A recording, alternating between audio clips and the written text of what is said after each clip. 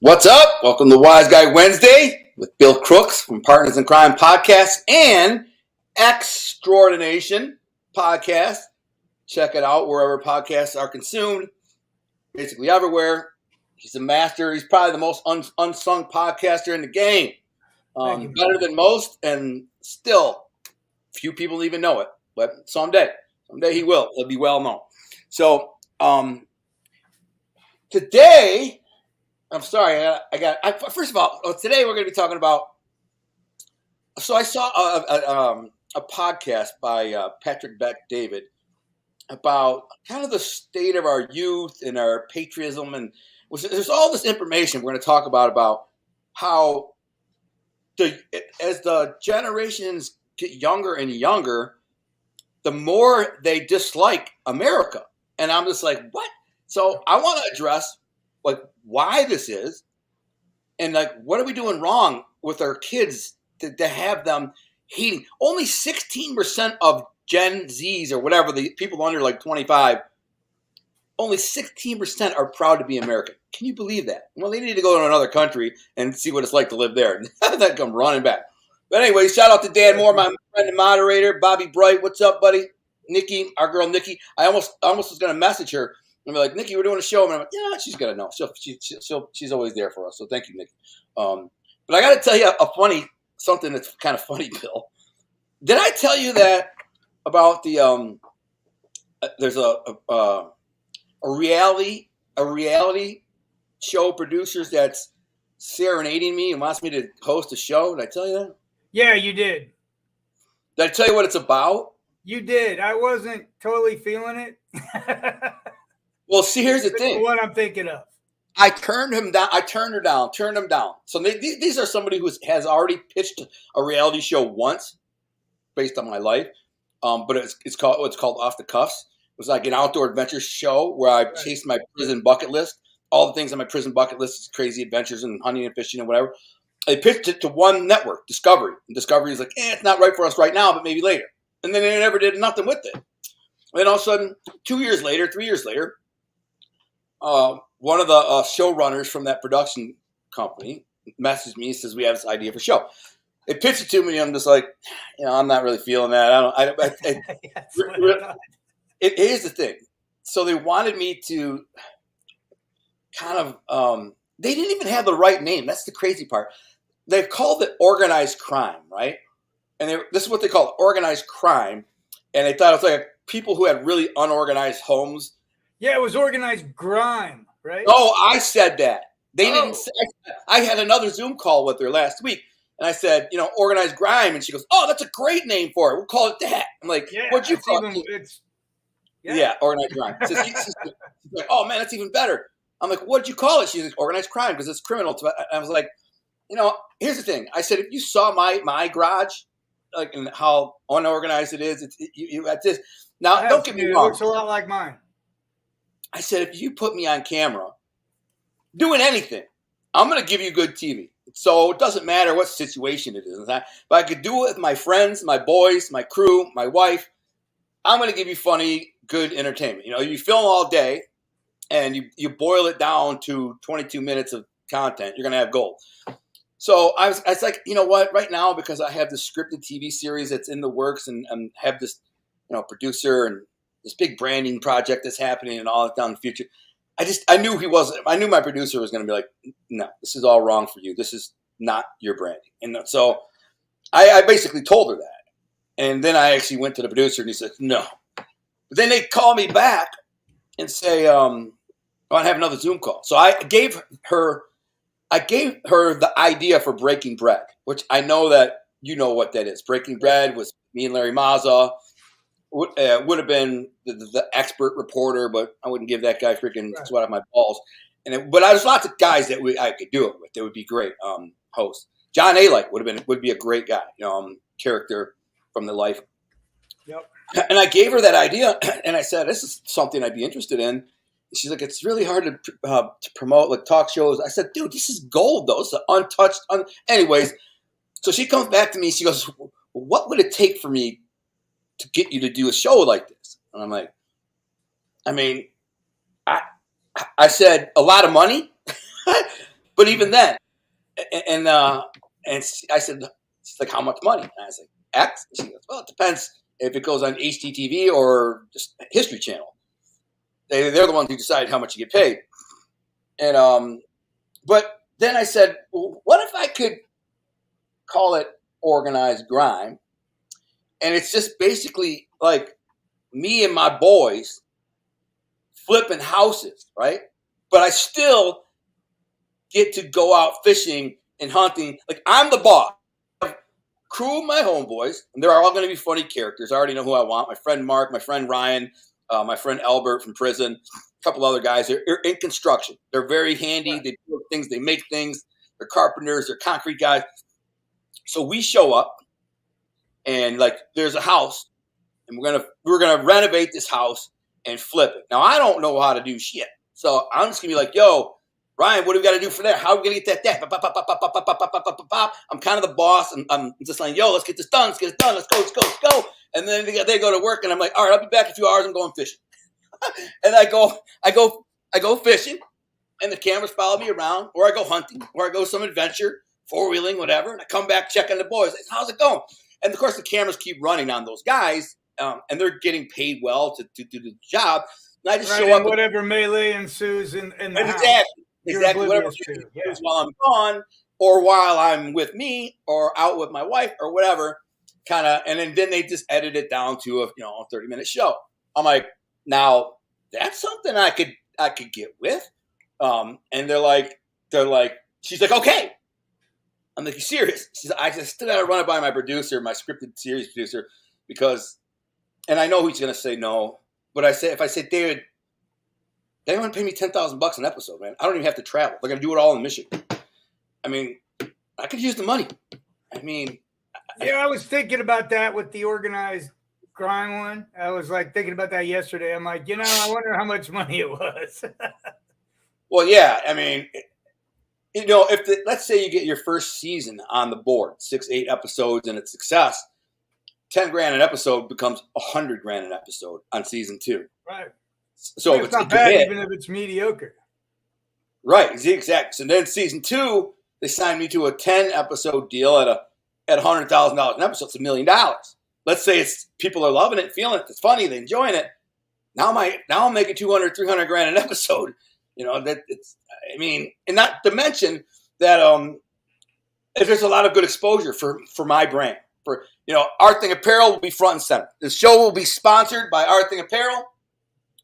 I'll constantly throw a plug in for my books. I'm gonna go to somebody's house and be like, you know what I do?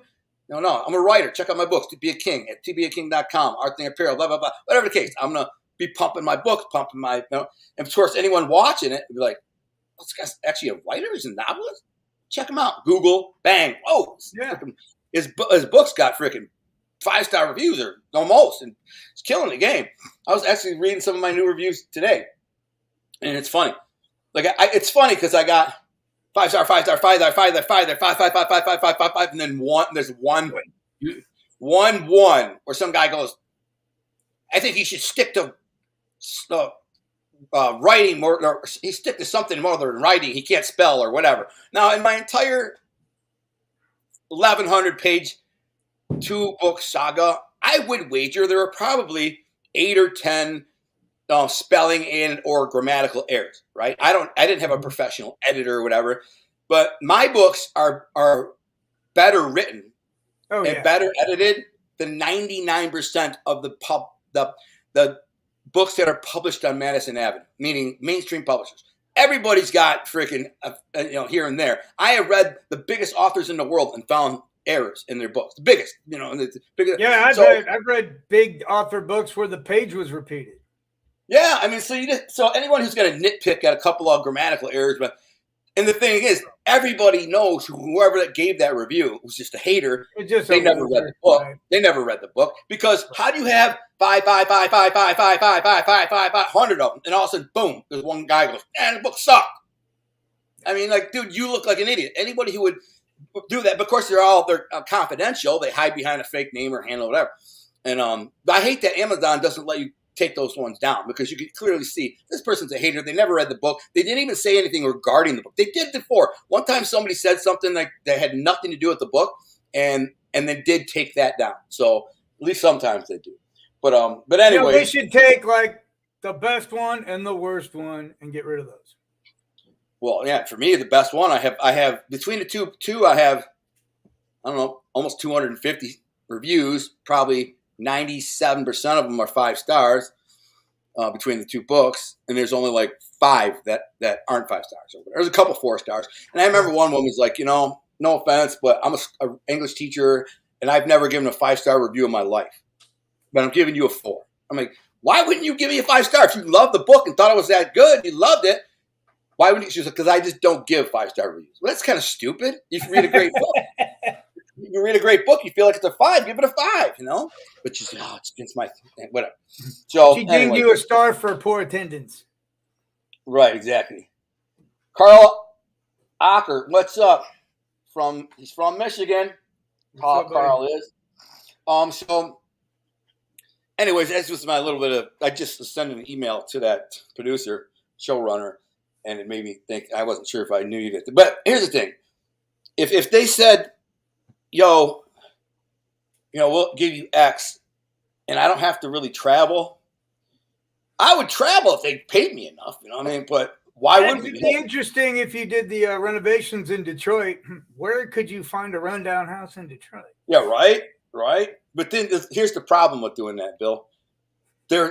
Nobody would insure it. There'd be too much liability. Because you'll fix up this badass house, and every other house in the neighborhood is still ghetto. Right. But by the way, the ambulances don't come here. These producers, these production crews and stuff, they have to be insured, licensed, bonded, insured. And if you say we're going to be filming a show in Detroit in the hood, no insurance company is going to pay for it because the equipment's all insured for a couple $100,000, the cameras and all that. Plus, my life and the health of everyone on the set. They're just nobody. As soon as you say it's going to be filmed in Detroit, they're like, "We're good," and they just won't make money. They're like, "Yeah, we'll insure you. It's $600,000 a season to insure you." And but there's old houses in Grosse Ile. How about that? Yeah, there's old houses around, just not in Detroit. You don't want to. You can go to right. Go to Grosse Ile. It's a nice island. There's plenty of stuff to film. There's nature. It's a nature preserve. Well, Grosse Ile. There's even like helicopter pads. Some of the houses are so big, but there's also very small houses like you'd find on 9 Mile. Well, Grosse Ile these days is really nice. They renovated. It's high end. It's it's not many. Yeah, I lived there. What? I don't know. 10 years ago. It's come up. That's the kind of real estate. If you bought it 10 years ago and like renovated it and then you flipped it now. We gutted it, redid it, and made decent money on it. I think. Right. So, but there's lots of houses in Metro Detroit. But I would just stick to where, like Northern Michigan, where I live, and just be like, all right, I don't have to travel that far. Find a house, find here. Everybody else does, right? Yeah, I know. Well, that's the thing. All my boys would have to travel, but I'm like, listen, you guys got to make, a couple $1,000. You come up here, spend a day or two, get on TV, get your own show. But I don't know. I mean, maybe if they're paying me the big money, I'll travel. I'll go down to Detroit. We'll do it down there. Right? They're gonna fly me down there. Like you can fly one guy to get 5 guys to come up and a crew and all that. Right. Exactly. You live in the I fly down there. I have a place to stay. I got friends and family I can stay with. They pay for my flight. It's only $250 to fly down to Detroit, and I stay with my boys. In fact, I'd probably stay with Albert. He's got a big house, spare rooms, and he's one of the main guys I'd have on the show. So we kind of drive to the set or whatever together. My friend Ryan, Ryan, the one I stood up in his wedding, the big heavyset guy. Yeah. He's kind of a jack of all trades. He's a pot dealer. Like he's they call him Dr. Green. It's a delivery dispensary guy, but he's legit. But he also has been in construction his whole life. My friend Mark is a concrete and marble tile guy. So he's got a real pretty girlfriend he was fiance. He's been with her for years, our friend Jenny. So she would make for a nice asset to the team, no pun intended. Everybody likes to look at a pretty girl. So anyways. You always need the pretty designer girl. Yeah, you have to have some female appeal. Like, have to have an attractive female in the cast to really broaden your It sounds like a much better idea. Yeah, I mean, I'm just like, man, if they did this, I could do this. I mean, I'm writing this script. If we could shoot 8 episodes in 2 weeks, and they paid me X. It'd be worth it to me to do it. And then, maybe they don't sell it, maybe whatever. But as long as I get paid, what do I care? You know what I'm saying? Right. And if it does become a success, I sell a bunch of books, I get some exposure.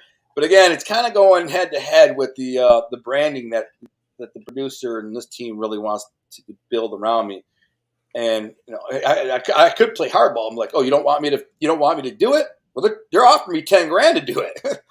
What do you offer me not to do it? 11? I mean, it paid me $11,000 not to. I wouldn't play them like that. But Of course, some people would though. So what we're gonna do? We're gonna think about it. We're gonna get into this. Well, I mean, I'm gonna has that even been proposed yet? What to the producer? Yeah. No. He's in New York right now, meeting with the studio and some big players, investors. You guys flying to Florida tomorrow to meet some guys worth like $800 million. He used to own the Super 8s, and then he's flying back to New York to meet this big CPA who's going to be handling the whole production budget and all that. And then he's going to meet Armand Asante, spend a day with him. And so I didn't want to just throw it on his lap. I brought it by him, and he's like, no. But listen, Well, he was the first one, right? Yeah, exactly, the first one. So understandable. I got to pay the bills, man. That's what I'm telling him. Pay the bills, bro. Look, I'm having a drink. I got scotch, bro. Oh, nice. Palmerton. I hate scotch. You like scotch? I do.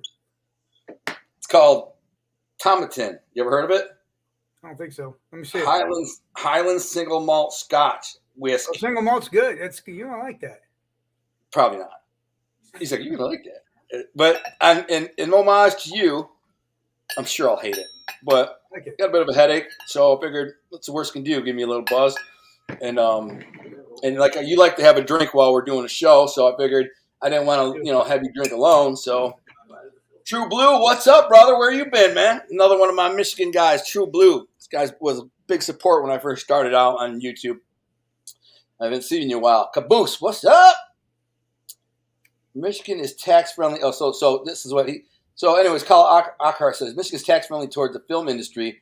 That was a factor in Clint Eastwood's Gran Torino. So now let me address that really quickly. It was, and then Granholm, our wonderful Democratic leader, made it so it's not that tax friendly anymore. Detroit was very tax friendly. It was giving rebates. It was offering people to come there, and we were getting movies made. That Batman was made here, and blah blah blah. And then I think there was some Red Dawn remake that was there too when I was up there. I know. So then Detroit pulled the plug on that, and everybody left. Nobody came back. So right now, the accountant, the CPA, says Detroit does have some new incentives. They just passed them this year, and we're competing with New York. So New York, the problem with New York is getting it's a 35% rebate, which is a lot of money. You're talking the 35% rebate is $1.7 million overall for the pilot. So they're like, it could be, that's a lot of freaking money. Yeah, so, but the problem is it takes a while to get the permit and all this stuff to pass. So I guess CPAs are looking at Michigan and see if they can match it and blah, blah, blah, blah. Well, I'd rather film in Michigan, in Detroit to make it truly authentic, but, right. but I don't, I don't really care where it's filmed, really, honestly. I just, as long as it's done right, it's all that matters to me. What the hell is this? Is that why do I got 2 William Crooks? Is that? Oh, no, that's my video I prepped up. Oh, okay. Oh, that's great. Okay. I'm looking at that. We'll have to release that when we do the video clips. We'll release the Kraken. Right. So cheers to you. Anyways. So before we get started, so bad. Nothing about that tastes good. Nothing. Scotch. I guess it's an acquired taste, because if you think it tastes good, some people think. Bobby Bright says, good deals here in Toronto. That is true. Toronto is a very tax-friendly film production, TV-friendly. Very, very, very. That's a very good possibility. It can even, there's places that do look like Detroit a little bit. The problem is, I'm a felon, and I don't know if I can get. I'm an unvaccinated felon. So I got 2 strikes against me going to Canada. I don't think I've had anything but bad things to say about Trudeau. So I used to really like Canada. Now I look at who runs it, but don't feel bad. We're going to get into what's wrong with America in a second. And I used to love being American, but then things took a turn for the worse in like the last 3 to 5 years, and now my patriotism is dropping exponentially. So we're going to get into that in a second. So Slab City News, what's up? He says, glad to see you're back. I was never really gone anywhere. I got banned. They took my channel down for 5 months. Said That's gone.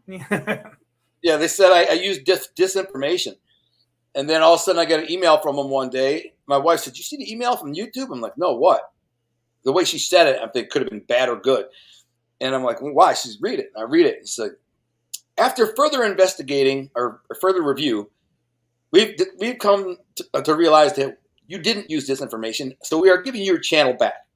I was like, oh, cool. Not that I really gave a shit because I don't really care. But then 2 hours later, they hit me with a strike for using for talking about COVID 18 months earlier on a show with Larry Mazza.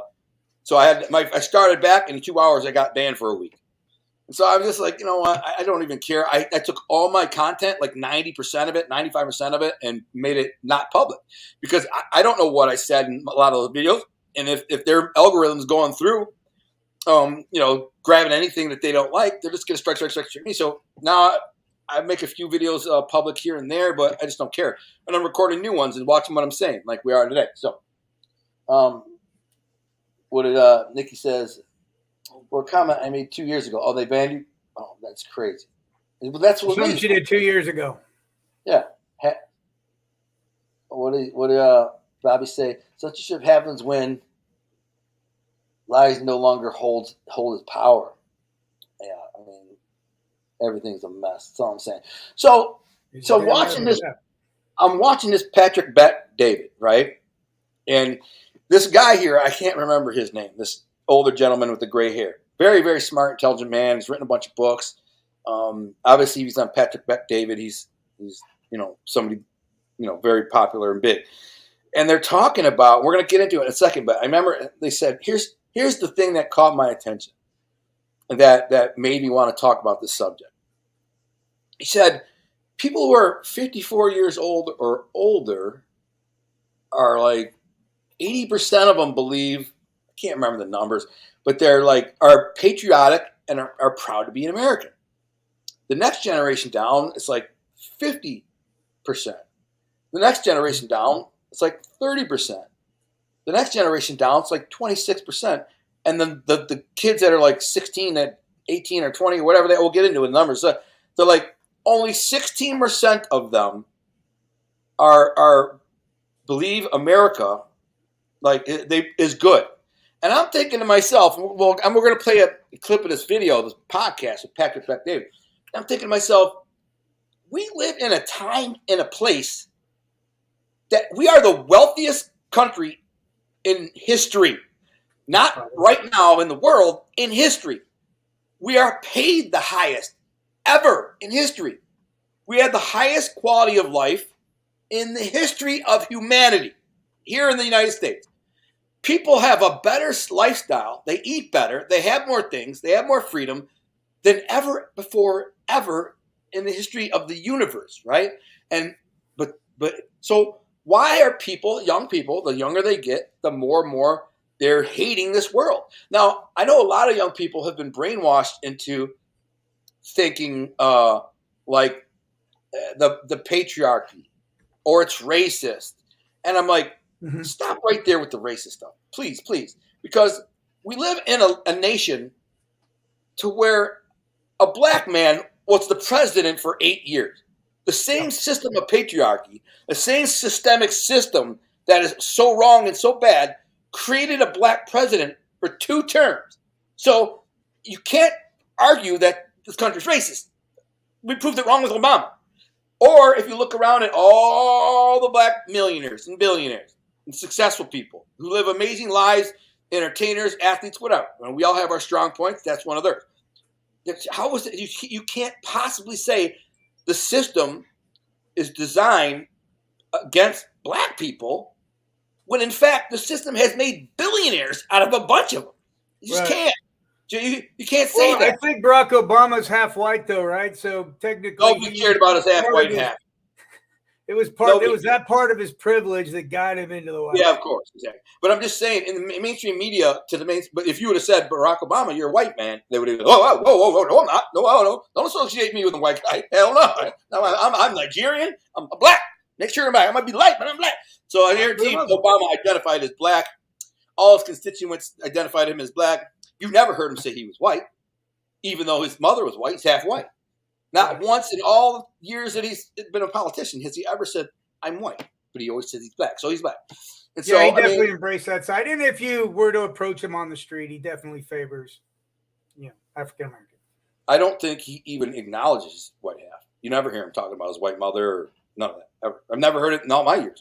And I don't care what he identifies as. And to me, he's black because that's what he identifies as. You think you're black, you say you're black, you are black, you're black. Good luck. God bless you. He's a smart dude. He made it to the pinnacle of success under this patriarch system that's so systemically racist. He made it to be the president.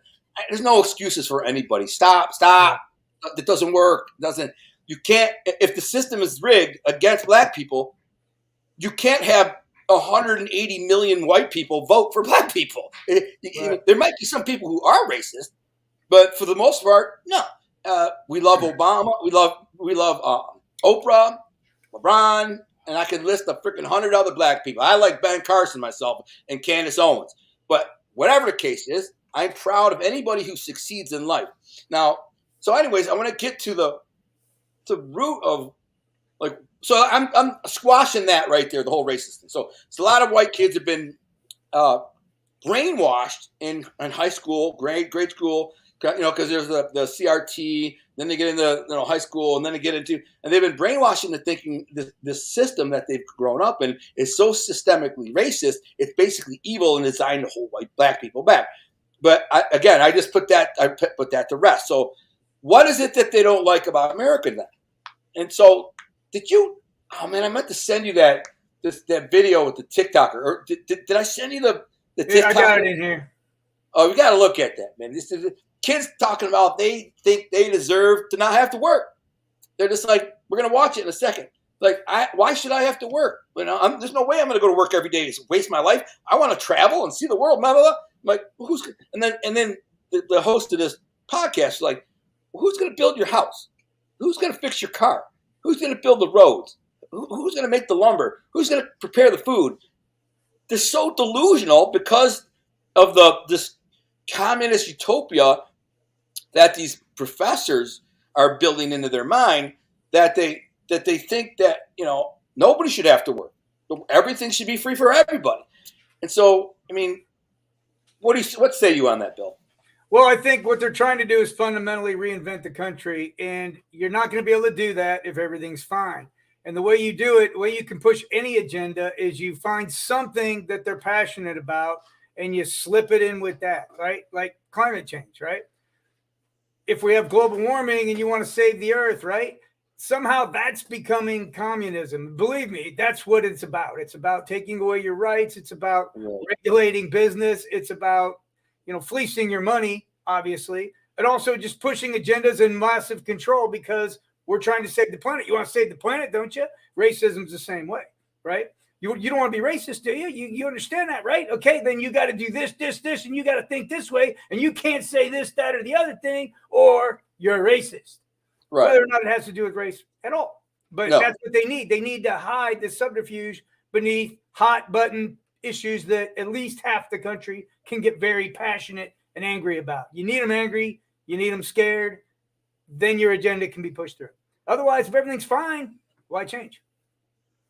And here's the other thing that's mind-blowing, right? Because according to the progressives, it is the right wing that is super, they claim that the right is systemically racist and has a monopoly on the system itself.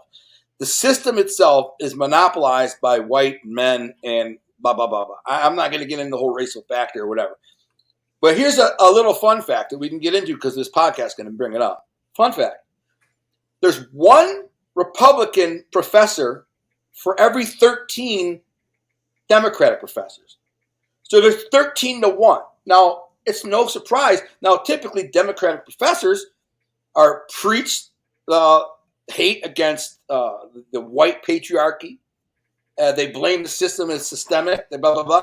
And so you have 13-1 teaching our kids this line of thinking, this train of thought. It's the same thing in college. It's the college professors. It's the same thing. So you have, here's what gets really interesting.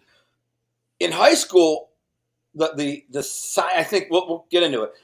The science and math teachers are 99% Democrats. The health and whatever ones, the lowest one is like 87%. So our educational system is essentially about 97% monopolized by progressive left. And then you look at our children. Well, how are the kids turning out these days? Well, you got 10 times more confused transgender kids. We know that. We have a lot of kids who are depressed. We have a lot of kids who smoke pot all day and play video games all day, every day. We have a lot of kids who are addicted to social media, TikTok, porn. And these kids are not being the percentage of kids that are becoming productive members of society is shrinking exponentially.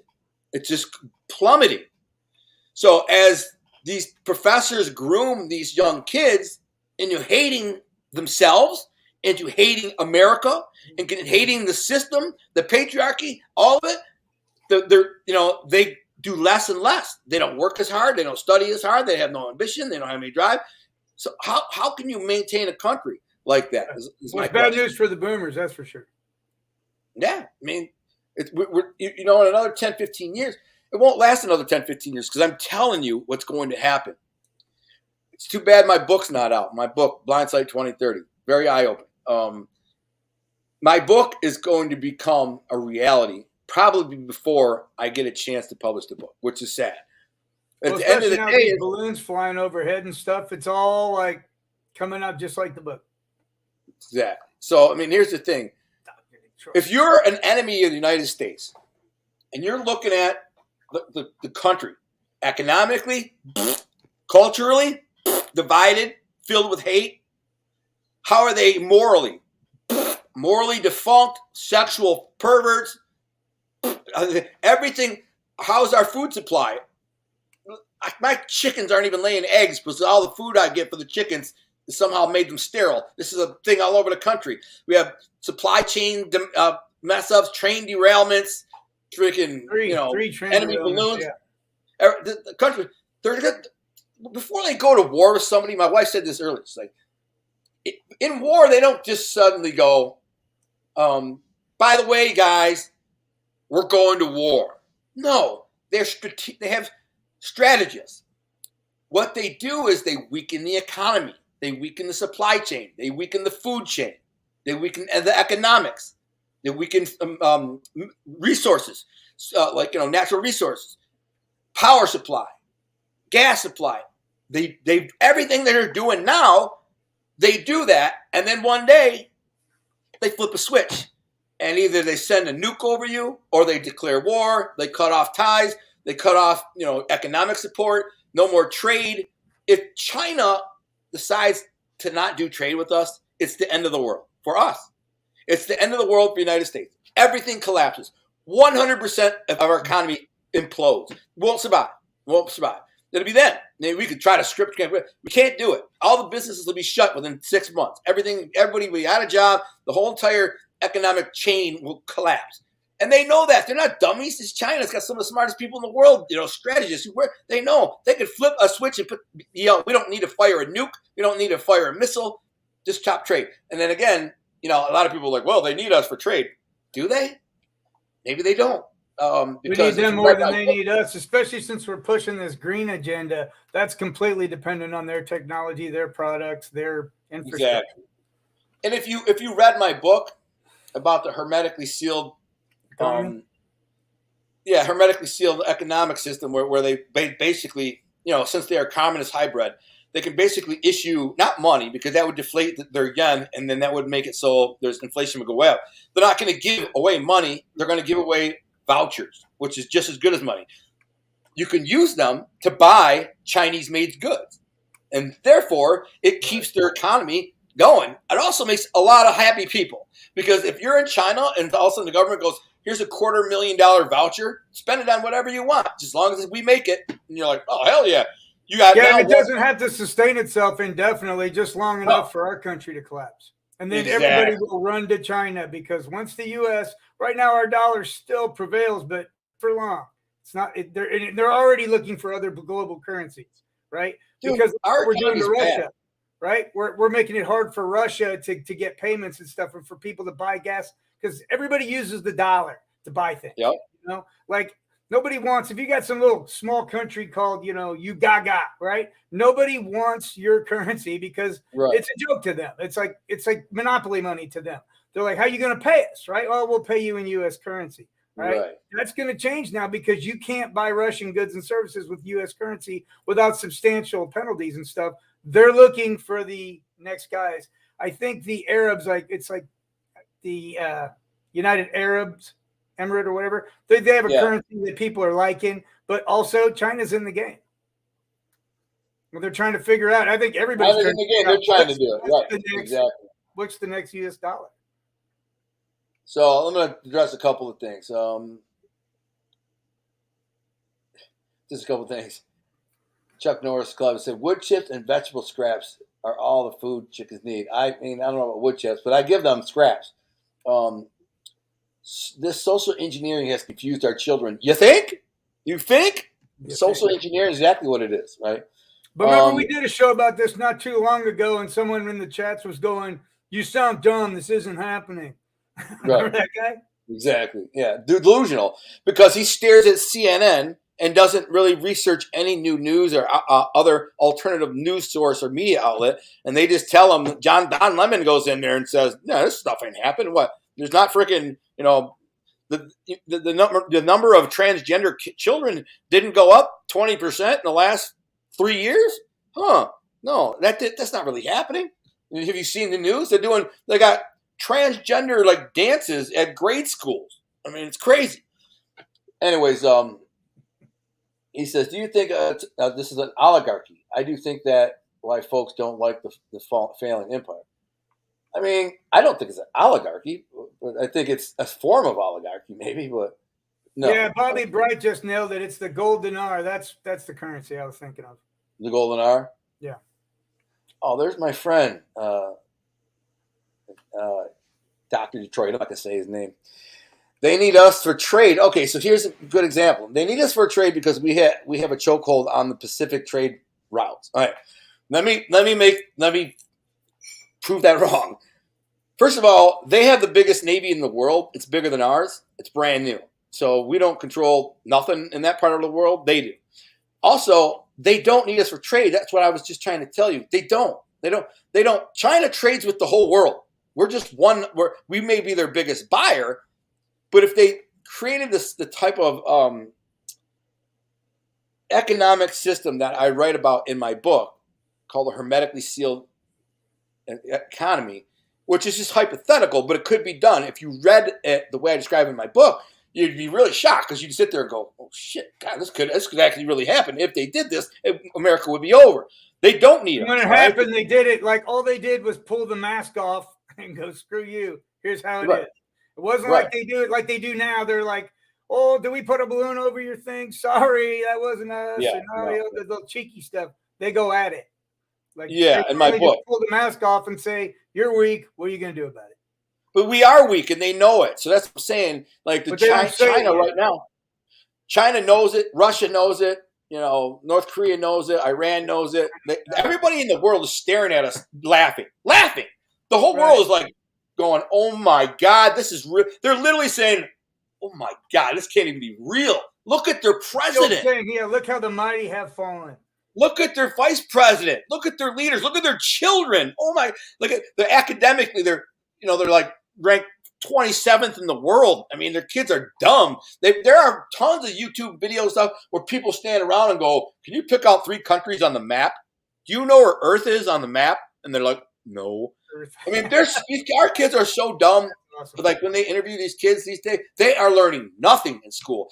You know, and there are schools, inner city schools, where at the 12th grade, they can't read at the 4th grade level. Well, that's a testament to the teachers failing. And they're allowing it. They're like, it's okay, shut up. Well, you can't survive in the world, in the corporate world, in the real working world with a 4th grade education. You can't. Oh, yeah, and I saw that clip. They were asking like this chick, like, do you think the country of South America is in Asia? She's like, yeah, and she don't know.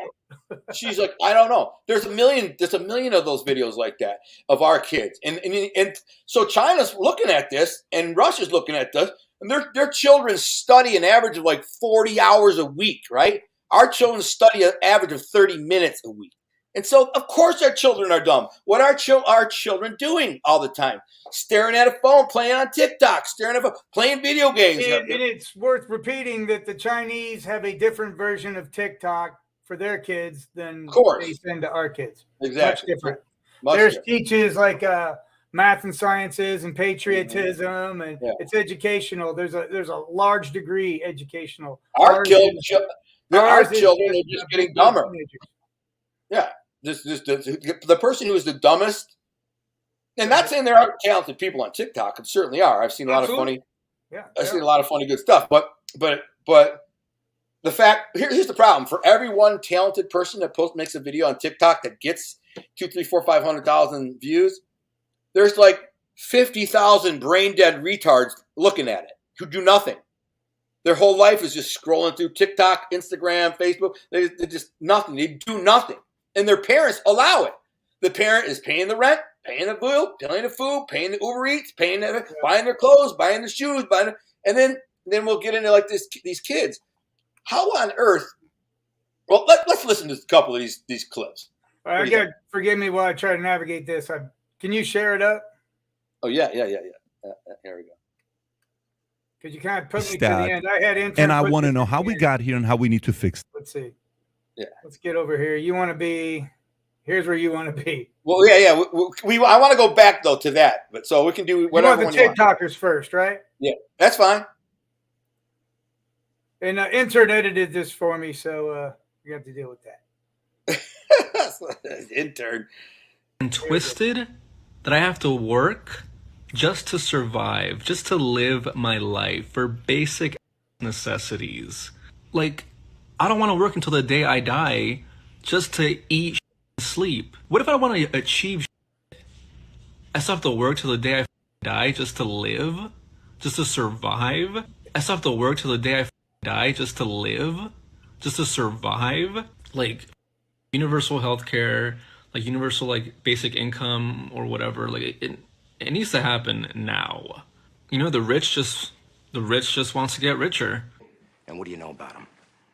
All I can tell you, sir, is that he's gay. There is no way that you're going to tell me I'm going to work my whole life. I'm going to sit behind a desk and work 9 to 5 each day of my life until retirement. There is no way that is what life is about. I will not be put in that box. I'm sorry. I just realized a little bit extra. Ooh.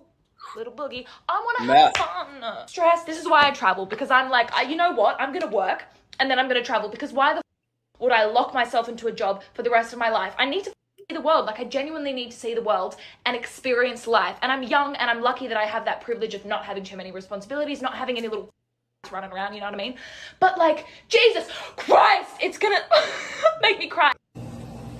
People wonder why we need a union at Starbucks, and I am literally about to. This is just like, I don't know if I'm gonna do it, but like I really want to. I almost walked out today, and I'm crying in the back room right now. And this I'm on the floor. Is exactly what's wrong with our country. Because this and our enemies are looking at it. We need fair scheduling.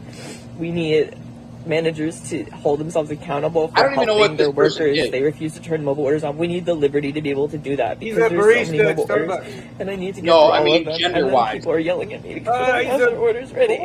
Oh my God, who the hell cares? So they didn't know what to do. And a customer was misgendering me today, like really badly. I didn't have their order ready. And so they were just like talking to each other. And they're like, she's clearly incompetent. I have a full mustache and beard. What the I don't get accommodations for being neurodivergent. I don't. Maybe it was the crying that confused him about your people get mad at me for using my sick time. I don't even know what to do anymore. Man, I'm like at my wit's end with this job. There's a part of me who does feel bad for the kid, but when you groom weak children, parents, I'm blaming this kid's parents. First of all, it's a girl, right? You gave her hormones to turn her into a boy. What the F do you think's going to happen when you give a 14-year-old girl testosterone? Wait, you think that's a girl? That's a girl, yeah. That's a girl who's taking testosterone. That's a girl who that's what happens when you take a young girl and put her on hormone therapy. It messes their mind up. Naturally, a girl isn't designed to be a boy. So when you inject them with a bunch of hormones and then suddenly this is what happens. It's like a really pussified, pansy-ass, I don't know what it is, but it's not a man. He's not growing into be a man. I think it's a boy with a Woody Woodpecker haircut. I don't think that's a girl. No, that's a girl, man. That's. I'm telling you, that's a girl who's taking hormones. She says I'm gender fluid or whatever. So I said something like. She said they question my gender. I'm obviously a boy. Yeah, because she wants it. She wants beard and mustache. She wants you to believe she's a boy, but that's. I don't think she is. She wants everybody to think she's a boy, but I think the person in line was like, I don't know anything. Yeah, I don't know. Whatever the case is. That's the problem, Bill. These days, you don't know the difference because this is what we're raising. So now you get Russians, Chinese, and the Iranians. They're looking at this on the internet going, this is America? This is what we should be worried about? Then they'll say, well, you should take a look at their leaders. And then all of a sudden they Google Joe Biden, and there's nothing but highlight reels of this buffoon babbling, speaking in tongues. Nobody knows what the frick he's saying. So and they're like, well, what's their second in line leader look like? Who's one of the dumbest human beings in public face? Kamala Harris, just absolutely worthless. Well, what's their third in charge look like? And then they just got to be in there laughing. You don't think that every country has their own comedians? And that they don't roast and lampoon us every single day? We're the funniest mother effers on the planet. We are. They're just roasting us because of kids like this, because of these TikTok kids. Like, I mean, go back to that the other kid, the kids. Like, I want to know where in there. I got to take it down, man. So I see the stat, and I will.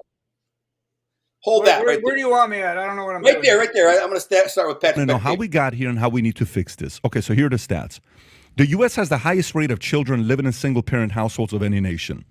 About 80% of single-parent homes are led by single mothers. At a rate of 23% of children living with one parent and no other adult, the United States is 3 times the world average of 7%. So 23% is U.S., 7% is world average. China's 3%. India's 4%. Okay? Where a mom isn't there or a dad isn't there. Even for children with a father present in the home, the average school age boy only spends about 30 minutes per week in one-on-one conversations with his father. For comparison, the same boy on average will spend about 44 hours per week watching television, playing video games, and surfing the internet. 90% of all homelessness and runaway children, 63% of teen suicides, 85% of children and teens with behavioral disorders come from fatherless homes. Fatherlessness likewise has a direct link to teen pregnancy and sexual activity. Roughly 70% of teenage pregnancies come from women raised in fatherless homes, and these same women have significantly higher abortion rates than women raised by both a father and a mother. On the whole, fatherless kids are 20 times more likely to be incarcerated and 11 times more likely to exhibit violent behavior than children of two-parent households. If a man and a wife, this one's one of the most interesting stats. If a man and a wife raise a child, they're less likely to end up in jail. But they have the same chance as Just a children raised by just their fathers. Let me read that one more time. If a man and a wife raise a child, they're less likely to end up in jail, but they have the same chances as children raised by just only their fathers. That's it? Well, that's it for the stats, yeah. Okay, so that's very, very telling in terms of, think about those statistics. And I like, yeah. So some aren't surprising and a couple are. Yeah, well, one of the things I found surprising was a male. So if a man raises kids on his own, that the kids have the same chance as if they were raised by a husband and wife. But if as a far woman as going to prison, yeah, but it's more than that, dude. I bet you it correlates to exactly just about everything. You know what I'm saying? Right. Yeah, but that stat was specifically for your life. I'm going to go on a limb and say basically it's going to correlate across the board relatively. But if a woman raises a child by herself, she's 20 times more likely to end up in prison. The girl's 20 times more likely to end up pregnant and on welfare. 80 times more likely to, a mess. So obviously, throughout history, eons and eons in history, hundreds of thousands of years, it's taken a man and a woman to raise a family, right? I'm not saying every relationship is perfect. I'm not saying everybody's going to have the perfect marriage. I'm just saying in order to raise a family properly, and that's the thing. This is what I guess what I'm getting at is the reason our kids are so messed up these days is because we have such a high rate. Well, there is a test study. There's a test group that's a very clear test group when it comes to this stuff. In the Black community, it was the highest rate of single parent homes. And then if you look at all the numbers, dropouts, drugs, crime, prison, violence, all this stuff across the board. So when anyone goes, says it's the system, it's if you take two parents. I was just talking with my wife about this, and you'll know this based from where you live because you've seen it too. If I go back to the neighborhood I grew up in, right? Mm-hmm. It's kind of a lower middle class neighborhood. I'd say the average household income there today is $65,000. Not terrible, but it's not it's nothing major. All right. The average kid who grows up in that particular environment is going to maybe go to college, maybe not. But what they're destined to do is end up in the same socioeconomic class as their parents. I have so many friends that grew up in the shores. Their kids went to the same high school. They live in the same neighborhood. They do, as I say, had to make the same amount of money. They work the same factory jobs, the same blue collar stuff, which is fine. We need that. The world needs blue collar factory workers like anyone else. But here's the thing: if I drive north to Detroit and I go out to Birmingham, Shelby Township, Rochester, and I look at the mansions. Now you drive down the road and there are subdivisions. People don't know this about Metro Detroit. There are miles and miles of mansions. And I mean, every single house is either somewhere 800,000 to 2 or 3 million. And this goes for miles. Man, they're weird because there's no fences between them. And they're like packed together, these big 4,000 foot brick homes, 5,000.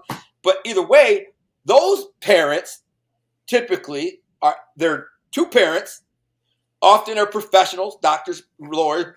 I would say the vast majority are business owners. They started some kind of business. Why were they successful? Because their parents helped them through school, helped guide them, get educated, either help them make connections, help them seed their business dreams, whatever, and help them repeat the cycle. Which is the dream, that you rise above your station so that your kids could have a... Right, you want to help your kids be more successful. Which is now called privilege. Right, exactly. That's what they're saying. I'll get to that. Your kid's supposed to go back to the ghetto and do it over again. Right, start from the bottom, right? So that's what I'm getting at is, now if you go to these neighborhoods, these really wealthy neighborhoods, let me assure you two things. You go to Grosse Pointe, Michigan, where the average freaking house is like $2 million. The children who grow up out of those homes, 98% of them grow up to be freaking ballers. They get heart, like, Ivy League educations or best educations. They become doctors, lawyers, professors, blah, blah, blah, and they repeat just like their parents. They end up beautiful homes, beautiful cars, beautiful lives, and they meet a woman. People tend to model behavior for the most part. Right. They meet a woman. They fall in love. They start a business. They start a family. Blah blah blah blah blah. Right. So it's the same no matter where you go in every major city. It starts in the hood, right, where people aren't being parents. They're not in a two-family home. They're not pushing their children to get highly educated. They're not stressing the value on education. They're not guiding them into saying, hey, this type of behavior is bad. This type of music is bad. These type of people are bad. No, they're just like, do whatever the hell you want. And like, if you get kicked out of school, I don't give a shit, man. I'm doing this. I'm busy on TikTok, blah, blah, blah. So what happens to that kid? Or father ends up in prison, or it's not in his life. Mother's on welfare. She doesn't care about the kid. What's going to happen to that kid? He's due to repeat. So he's going to end up just like his father, in prison, selling drugs, blah, blah. And his mother, women, 20 years old and got 5 kids, same thing. Then you work your way out of the hood, and you get into lower middle class, where I'm from. And most of the kids repeated that. And then you get farther away from the city. The next level is the $100,000. The real sadness begins, yeah. Yeah, it's $100,000 a year household income, and then you get a little farther out, and then it's $150,000, then it's $200,000, then there's the $1 million income. It's like a shockwave, and it starts in the hood, but it really has nothing to do with race, because if you go to Warren, Michigan is a white ghetto, right? I mean, it used to be. It's mixed now, but it was white ghetto. It's exactly the same. It doesn't matter if it's black. It's right on 8 Mile. One side's black, one side used to be white. Same exact socioeconomic effect. Single mother home, no father in prison, and drugs, blah, blah, blah, and the same effect. So if you take all it takes to break the cycle has nothing to do with the system. Nothing to do with the system. It has everything to do with a parent being a parent. Do you want your child to have a better life than you? If yes, then you have to be a parent. You may have to suck it up and just stay married to the woman that, for the sake of the kid, you're going to stay with them. And you're going to say, hey, listen, I'm going to help you study math because you're not good at math. And you're going to be grounded if you don't do your homework. And I'm going to take your phone away if you don't get A's in school. And I'm going to blah, blah, blah. And then you know what else you're going to do, Bill? You're going to save money. Instead of buying the new Jordans or the rims or the new Xbox, or whatever, you're going to put $500 a month into a fund so you can put your kid into a good school or at least get him a college education. You're going to sacrifice and wear old, dirty, hold-up T-shirts and raggedy old shoes that you get from Salvation Army just so you can put money in a college fund for your kid. You want your kid to have a better life. That's you. That's people of that demographic. People like us. That's how we would do. I'd sacrifice anything. I don't give a shit about a gold chain or some new shoes and all that. I want to see my kid freaking ball out. I'm going to sacrifice whatever I can. But that mindset is not instilled into this demographic. And so therefore, they're selfishly, I'm not going to raise my kid. And then what happens? It repeats. Does not have anything to do with somebody else systemically attacking or projecting or bias or has nothing. It's just you. If you want your kid to have a better life, then you give him a better life. That's the beautiful thing about the country that everybody hates now too, is, and I always tell the story, the Bosnians came from, the Yugoslavian war and like war torn, some church brings them over, right? Most of them had less than an 8th grade education when they came here. They spoke no English. They got thrown into like bagging groceries and stuff, right? Every single one of them, they're mostly related, the ones I know, but they've got 3 cars. They own 2-3 houses. They rent houses. They own them in cash. You know what I mean? They came and kicked ass, and they were like, oh, this is easy, right? And their opinion of American labor, they're like, you guys make it easy because you're so dumb and so lazy, and you don't know how to make money. He goes, all you got to do is dig in and work. They have great lives. And I've got my American employees looking at them like, well, you always favor the Bosnians, I'm like, because they kick ass. They work hard. Yeah. Dude, listen, all of those immigrants like that from the early 20th century, Italians, my great-grandfather came here, a poor Sicilian immigrant who couldn't speak English. And within 10 years, he was a millionaire. All right? That's just they hard do it work. all the time, and they at least make 6 figures because they'll work 2 jobs to get 6 figures. Yeah, I think my great grandfather had help now, and it goes, and like their legacy has changed, and they get it. They Dude, get the Arabs do the same thing. The Arabs, like in Detroit, the Arabs, like Chaldeans and stuff. Right, same thing. Maria's father did the same thing. He came here a broke immigrant, and he worked 2 freaking jobs, saved money, bought a house, rented it out, bought another house, rented it out. Blah, blah, blah. The guy made millions of dollars. I mean, I think he's a millionaire. So he just hustled. No excuses. Right, our grandparents did the same thing. No excuses. I mean, and the thing is, the left progressive party has built in an excuse that they literally are building in excuses now for entire demographics, for entire societies and races. Here's your excuse. Oh, yeah, they're convincing people that it's rigged against them. Yeah, they're convincing people it's all rigged and stacked against them. You can't. It has nothing to do with it. I've seen Chaldeans in Detroit come here with nothing, and they live 10 people in a house, and they all get jobs, and they all hustle, and they get their credit game right. And they get the credit game up, they like pull in and buy a liquor store or a gas station, and they all work there. And then they get 2 of them, and they get 3 of them. And 20 years later, all these guys are now living in $800,000 houses each, and they all got beautiful houses and Mercedes and beautiful women. And that's because it's hard, ball busting, dedicated work. All right. And then what do you think they're doing with their kids? As they're raising their children, are they saying, here, listen to this, gangster rap music that dehumanizes women and glorifies gangster lifestyle and drugs? Hell no. They're like, mother effer, I'll beat your ass if you don't go to school and get straight A's. And if you do, I'll reward you. Your 16th birthday, I'll give you a nice new car. 18th birthday, college, I'll pay for your college. And as long as you do the right thing, work hard, do that, I will reward you, right? But there's entire demographics. And I'm not saying it's just the poor demographic. Like, I'm not saying it's black or ghetto. These days, it's hit the suburbs. We just saw it. Those weren't ghetto kids. Exactly. It's hit the suburbs, and it's a lot of rich kids. It's a lot of white, rich, entitled, spoiled brats whose parents make good money, and the children are so spoiled and so entitled and so bratty that they can literally tell their parents to F off. I'm not going to work, Mom. I'm not going to work, Dad. And the parents are like, oh, what are you going to do? They're just kids. It's not like it was. It's a bad economy. I remember my friend Steve said, I don't like it where I were anymore. This kid complained about having $3,000 for Christmas present. Like a $3,000 Christmas present. And he complained, I didn't like weird kids, man. Your son told you to F off in front of me. First time I ever met him, he said, F you, mother effer. F off, and threatened to beat his dad's ass. 17-year-old kid. I'm like, did that kid really just say he's going to beat your ass, bro? Oh, hey, what are you going to do, man? It's the same as it was. I said, man, if that was my kid, I would knock this kid's face in, and I'll take the charge. You know what I'm saying? One thing I can say for Steve is now we have a society that the police will come and throw your ass in jail for 2 weeks. Well, that's what he said. I said, but then you get out and you body slam him. Slap him around and you body slam him. You muscle him. Make him scared of you. Yeah, and you can do it. If that doesn't work, say, here's the door, mother effer. Get the F out. Become a man. Now you're a man, mother effer. Get the frick out of my house. Good luck. You're going to sleep on the couch. Then you're going to sleep on the couch for a few months until that friend gets sick of you. And they're going to kick you out. And you're going to go sleep on another couch. And you're going to go sleep on another couch. And eventually, you're going to run out of couches. And you're going to like, shit, man, I got nowhere to go. I guess I got to get a job. And you're going to go to the job or join the military. And you're going to become a man.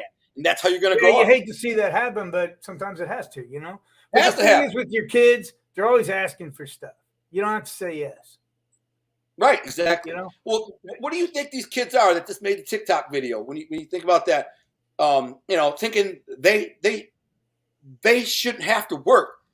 Who put it in their brain? How is a rational, educated American adult young person? Well, the teachers put it in their brain, and their influences each other, right? It was bad before. Like, your friends influenced you a lot growing up. Mine did. We influenced each other. We bounced it off each other. Social media has made that. Yeah. Like, now you're getting information and feedback from people you'd have never met, But nobody said to them, hey, man, okay, so you think it should have universal pay and healthcare and all that. So, like, what if you want a new computer? Like, how are you going to get it? Well, they give it to me. Well, who's going to make it? Nobody said it. Well, who's going to make the computer? Well, I don't know. All right, well, You're where are you starting going to to live? talk like a climate-denying racist, Gunner. Right. right. I don't know You what say, this is about. I don't know where you're where are you going to live, bro? In a nice big house. Who's going to build it? Oh, you're a racist.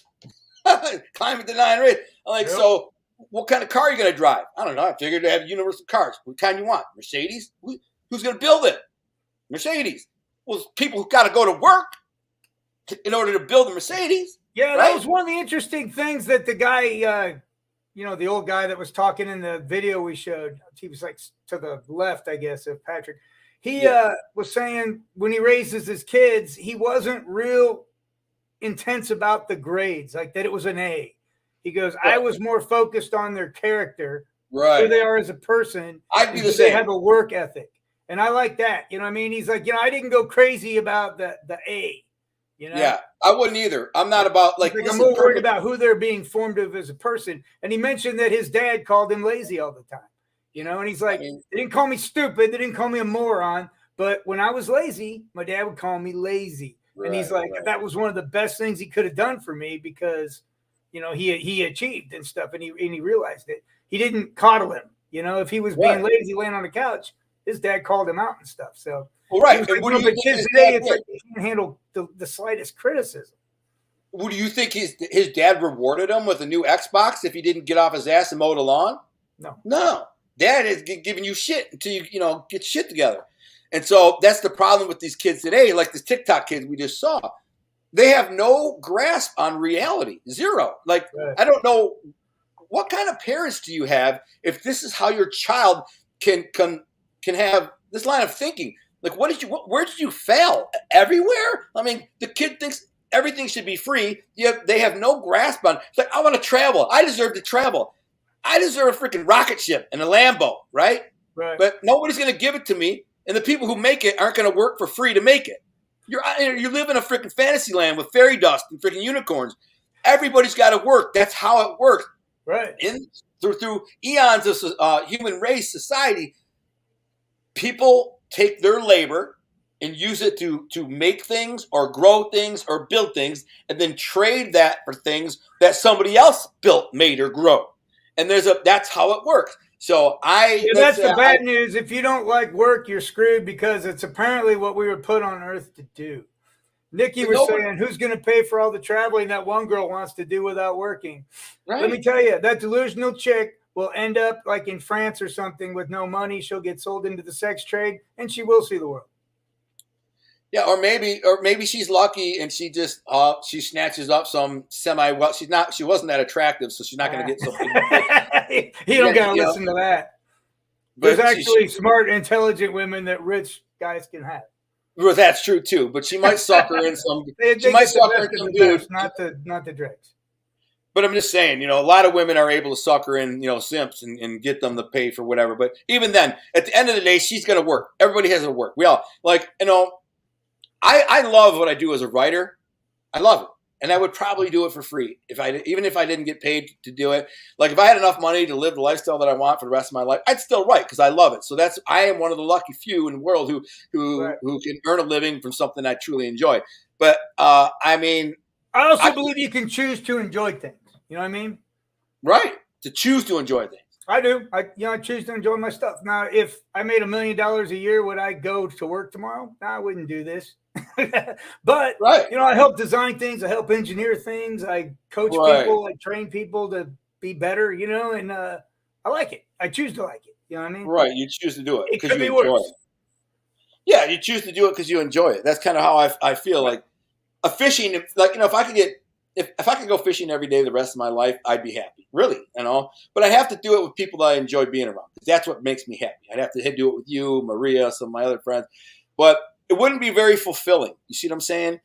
My life wouldn't be that fulfilled if all I did was go fishing every day. So God has put you on earth with a certain set of skills, talents, and abilities to kind of for the betterment of humanity, to pass along to your fellow man. And so that's where, as a writer, as a writing coach, as not things like that, is just a human example of overcoming and achievement and redemption. I can use my story to inspire people who may need inspiration. So there's a lot of good things I can do in my life, but I would never sit here ever and think that the world owes me everything, and I shouldn't have to work. I shouldn't have to get up early in the morning and bust my ass and think. There are literally, I guess that's a TikTok like trending right now. It is. Hey, look, there's a comment from Speedy J. Can you see it? It's the ones that just came in. Let me see. It said, I'm 36 and I won't work. Can't take care of 2 kids, $3,000 worth of bills a month, and $15 an hour in this economy. Well, would you like me to address that? I'm going to give you some tough love, and I'm going to tell you what you need to do, Speedy J. 36 and won't work. Okay? You need to get a set of job skills, a new set of job skills. There are $15 an hour. I'm not joking right now. Right now, I could go online right now and within an hour get a job making $25, $30 an hour, probably from home. Right. If not, certainly in the street. That's making $25 to $30 an hour, and that takes me 1 hour to find it. Now, not everybody's just, maybe I have my wife, she can help me scour the internet. But there are so many jobs out there right now, especially if you're. I turned down jobs making 3 times that. Right, I'm saying. But I sure as hell didn't start there. You know what I mean? I started making like $3.35. I know, right? So, you know? Speedy J, no offense, but dude, go find a better job. And if those jobs that are paying $30 an hour to start are not jobs that you like, work them, and then on the side, go to school part-time, take classes, get some training, and within a year, you can say, I now have this diploma or this degree. I now want the job that I'd rather have, which is this job. I can do this CNC stuff thing, or I can do you this. You could take a bartending class, which is like, what, $400 or $500 bucks. Right. And all of a sudden, you have a potential make 90 grand a year. Figure living. Yeah. My cousin made $100 grand plus for decades. Yeah. As a bartender. Yeah. So really, I'm not trying to be condescending. I'm not talking down to you. I'm not making fun of you. But that's really not an excuse. Yeah, I mean, there's no excuse, dude. And there's a million different jobs out there. Because God didn't put you on earth to live not lower work. than your So absolute what's potential. the problem now, Speedy J? You got 2 kids and you won't work. So what? Now you're on welfare and we all got to pay for it? Because I pay taxes. Bill pays taxes. So now, because you don't want to work. Thinking about starting a pressure washing business. Absolutely. Start it. That's it. Start you got it. Dude, and then listen. you're making no 15. You know, you're making whatever you decide to make. Bro, you start that power washing business, you could start it with $500. You could buy a used power washer. I got one in my garage. I'll sell it to you for freaking $200, right? Go, you make some flyers and you go around the car lots, or you go around the boat places, you go around the trucks where they have the trucks, like the shipping trucks, and you say, I will do each vehicle for $35 or whatever it is. Work out your cost analysis, your budget, cost for soap, water, blah, blah, blah. And you go down there and I had a friend who does that. He years ago, man, I'm telling you, I got a friend named Pete Sapiano, right? 25 years ago, he started just washing boats, right? Today, that dude is a baller. He's got a freaking warehouse with a bunch of boats. He has a whole marine shop that sells like boats and parts for boats and fixes boats. And he's probably a millionaire. He started washing boats with a power washer. You can't make the excuses, man. You got to go up. You got to do a market analysis. Figure out where you're going to sell. How much does it cost for your soap and your stuff? Then how much does the machine cost? Even if you can lease it. Even if you lease it from Home Depot, bro. It's $35 a day to lease it or $75 a day. But I could take this machine and make $500 in a day. So even if it's $75 to rent it, I'm up $425. My cost for soap is $25. So that means I'm profiting $400 a day. To multiply that by 5 days a week, that's $2,000 a week or $104,000 a year. Bang!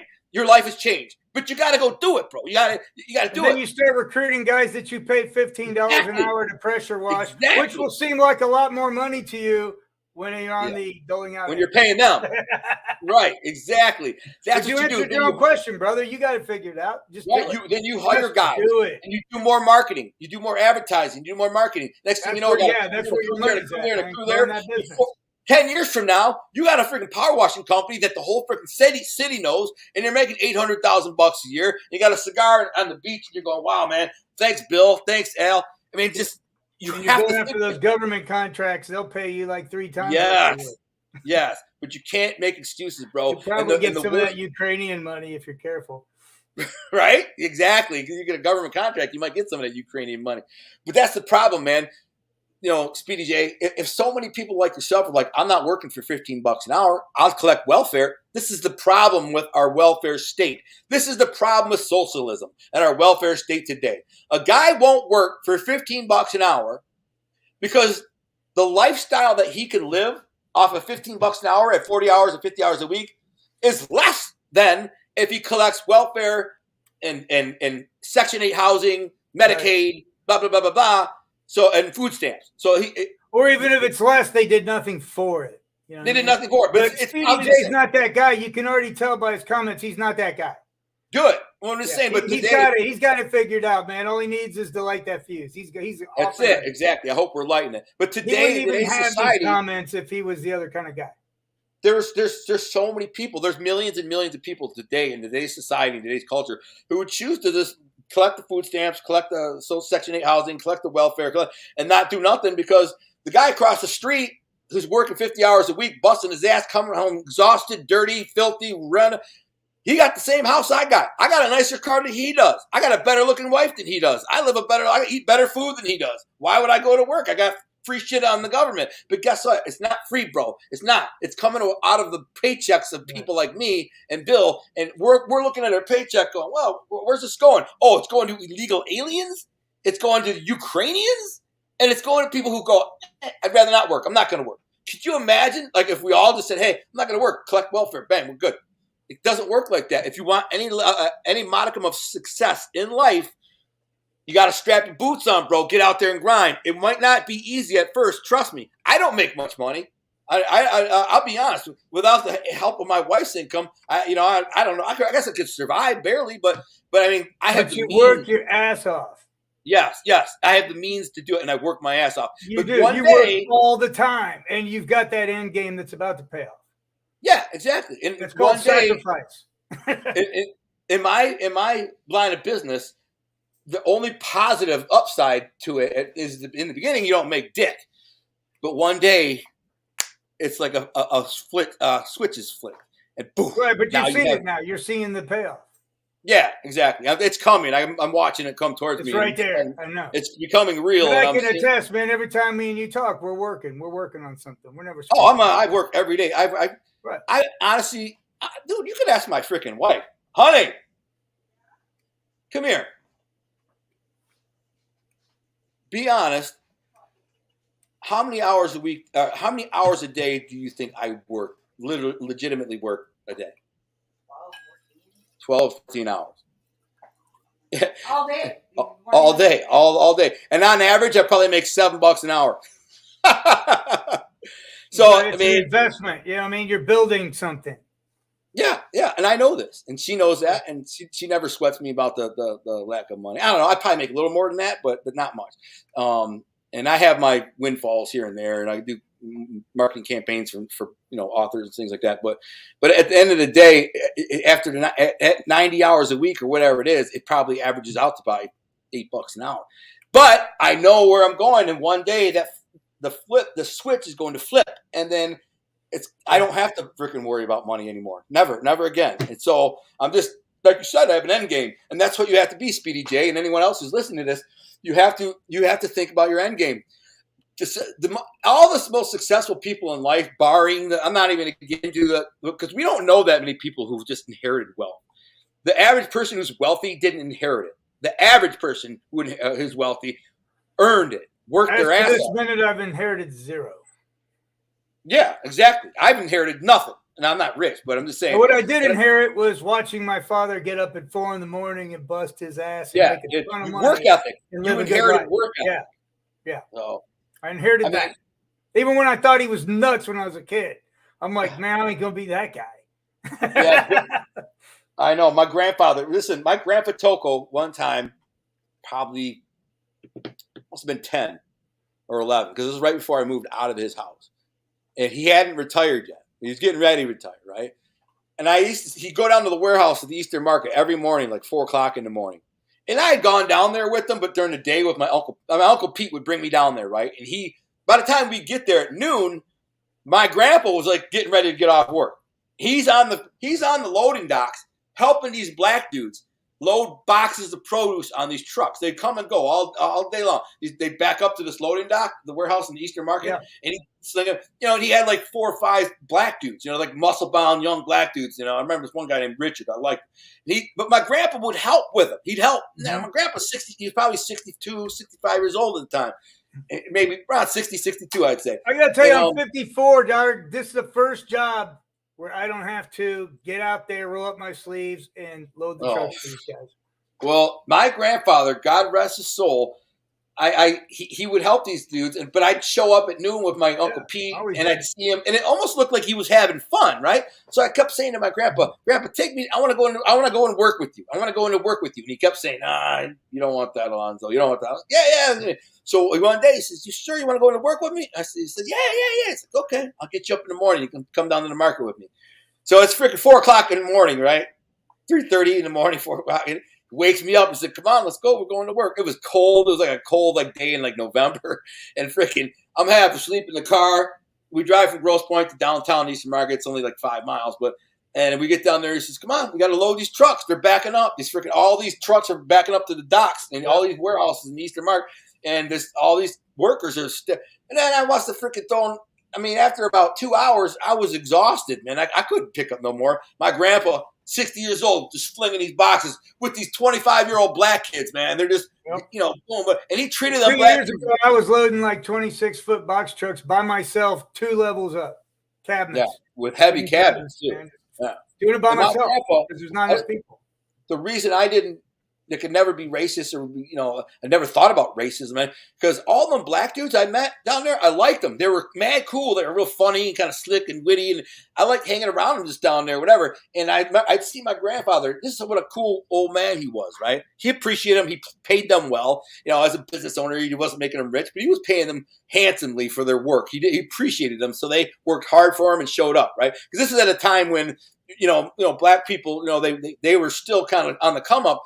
And they were happy to have a job that put them in the middle class or whatever. And they worked hard, showed up every day. And if you haven't been to Detroit, would you go, when I first moved there, I'd go to parties and stuff. And first question people ask me is if I'm working. If you're working? Yeah, you don't know what a bad economy's like till you go to Detroit. Right, exactly. You even have a job. So I remember my grandfather, except in Detroit. My grandfather would, during the summer, Detroit Meat, I think it's Detroit Sausage or Detroit Meatpacking Company. It's changed its name. Was across the alley from us, and anyways, my grandfather would get a pig or half a pig or a quarter cow, and he had this big freaking barbecue pit, right? And he basically during the summer when it was nice, when the men were working all day, he'd start barbecuing at 9 o'clock in the morning to roast his pig. So by 4 o'clock in the afternoon when they got off, everybody got off.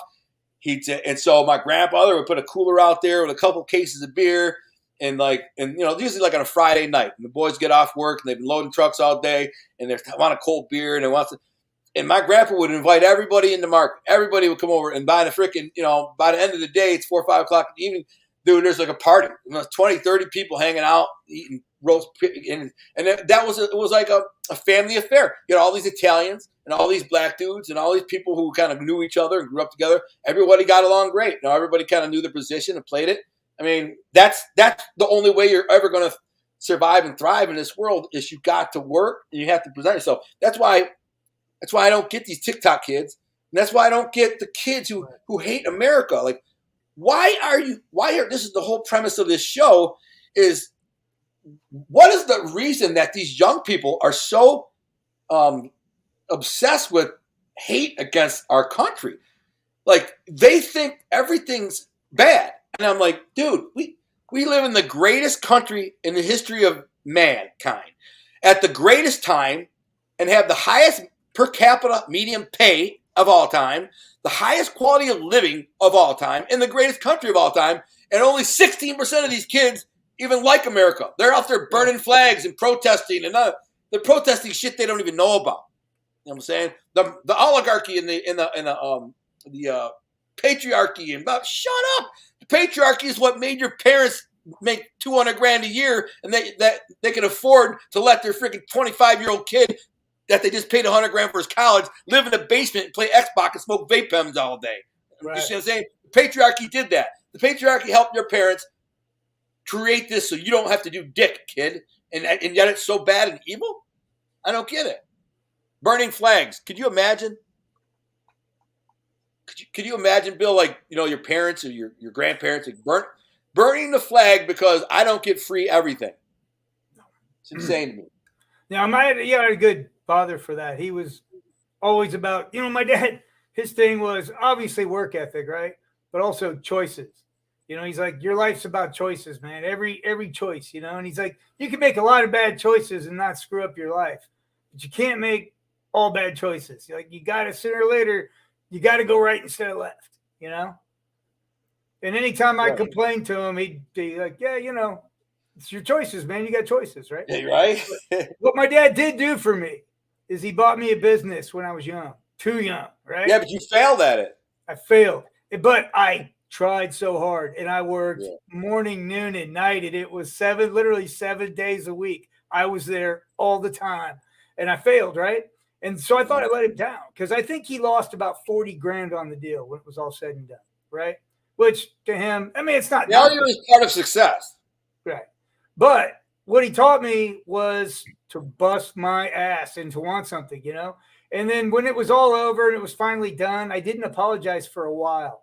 And it took me a while. And then I finally came clean and said, like, hey, man, I blew it. I'm sorry. I screwed up. And looking back, it's funny because I could have got rich, but I did everything wrong. But whatever. I'm an old man now.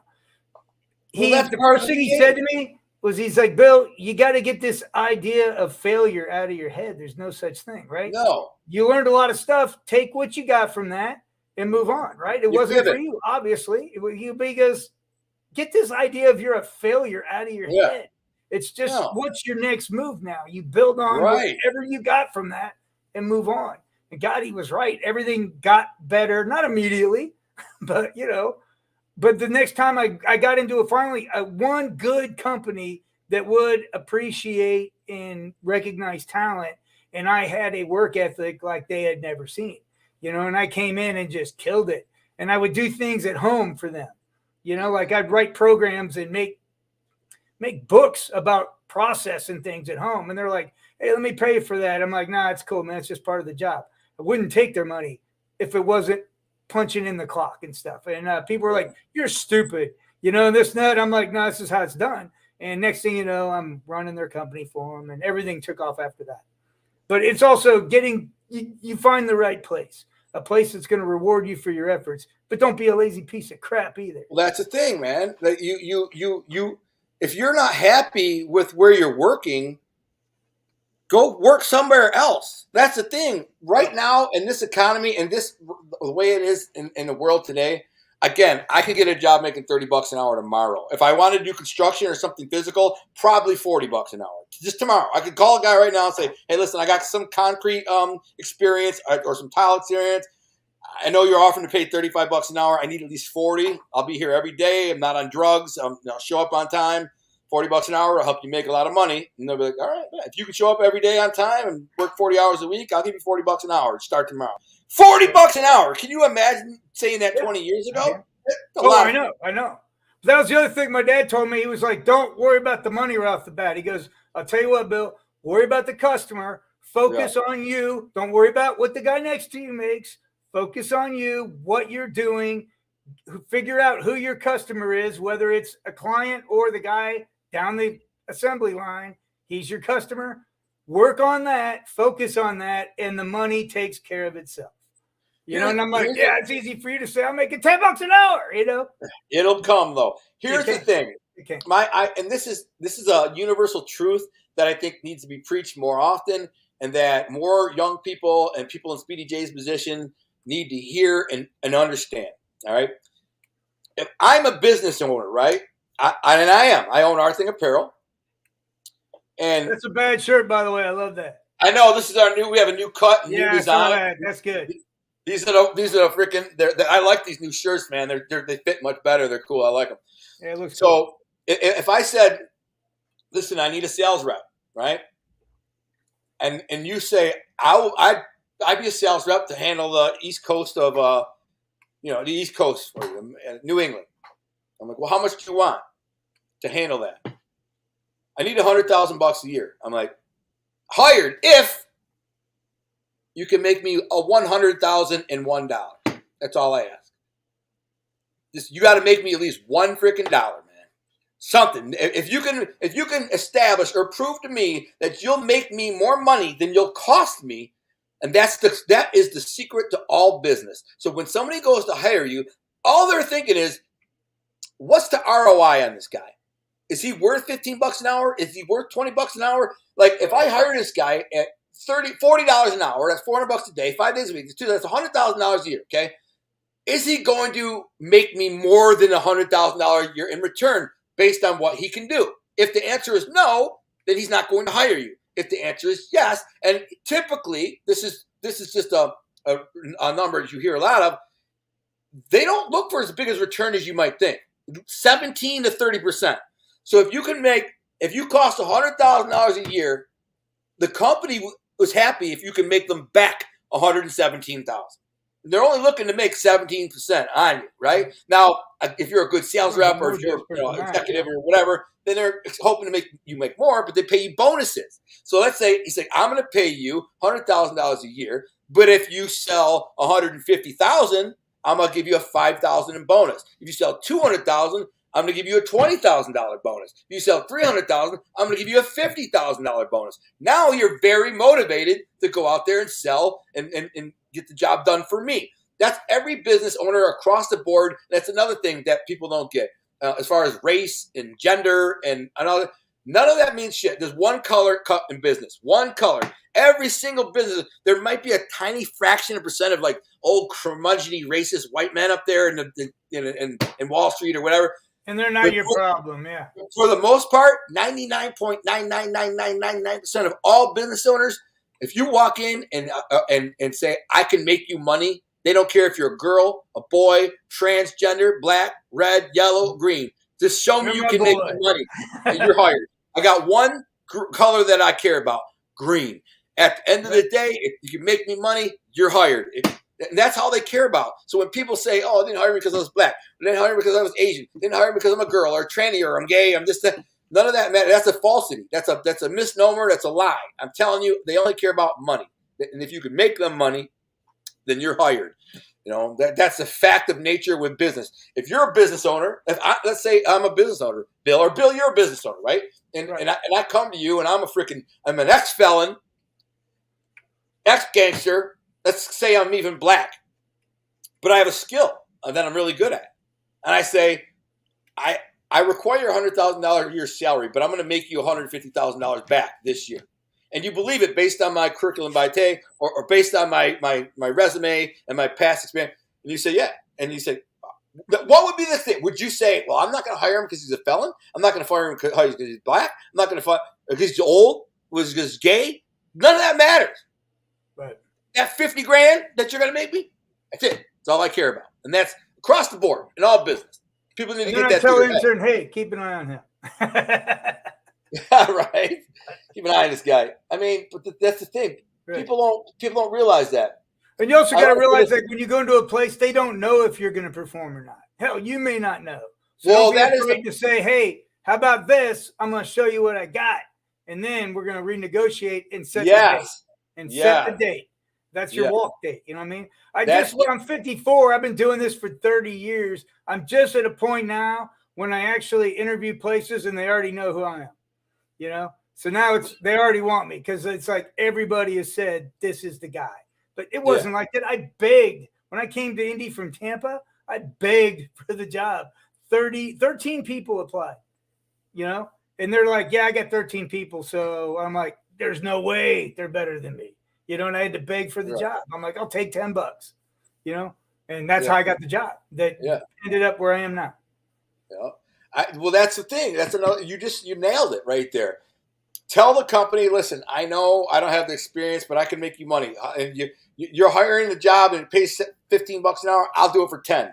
Just in 1 year, if you don't feel like I'm worth $25 an hour, let me go. 1 Oh, year. yeah. And I moved from Tampa to Indy. I owned a company and moved to Indy begging for a job. Like, you know, it was like. But you were a salesman, too. You were a salesman. Yeah. I told him, I was like, look, I actually have contacts with like AMC. You sold yourself. I knew people. Yeah.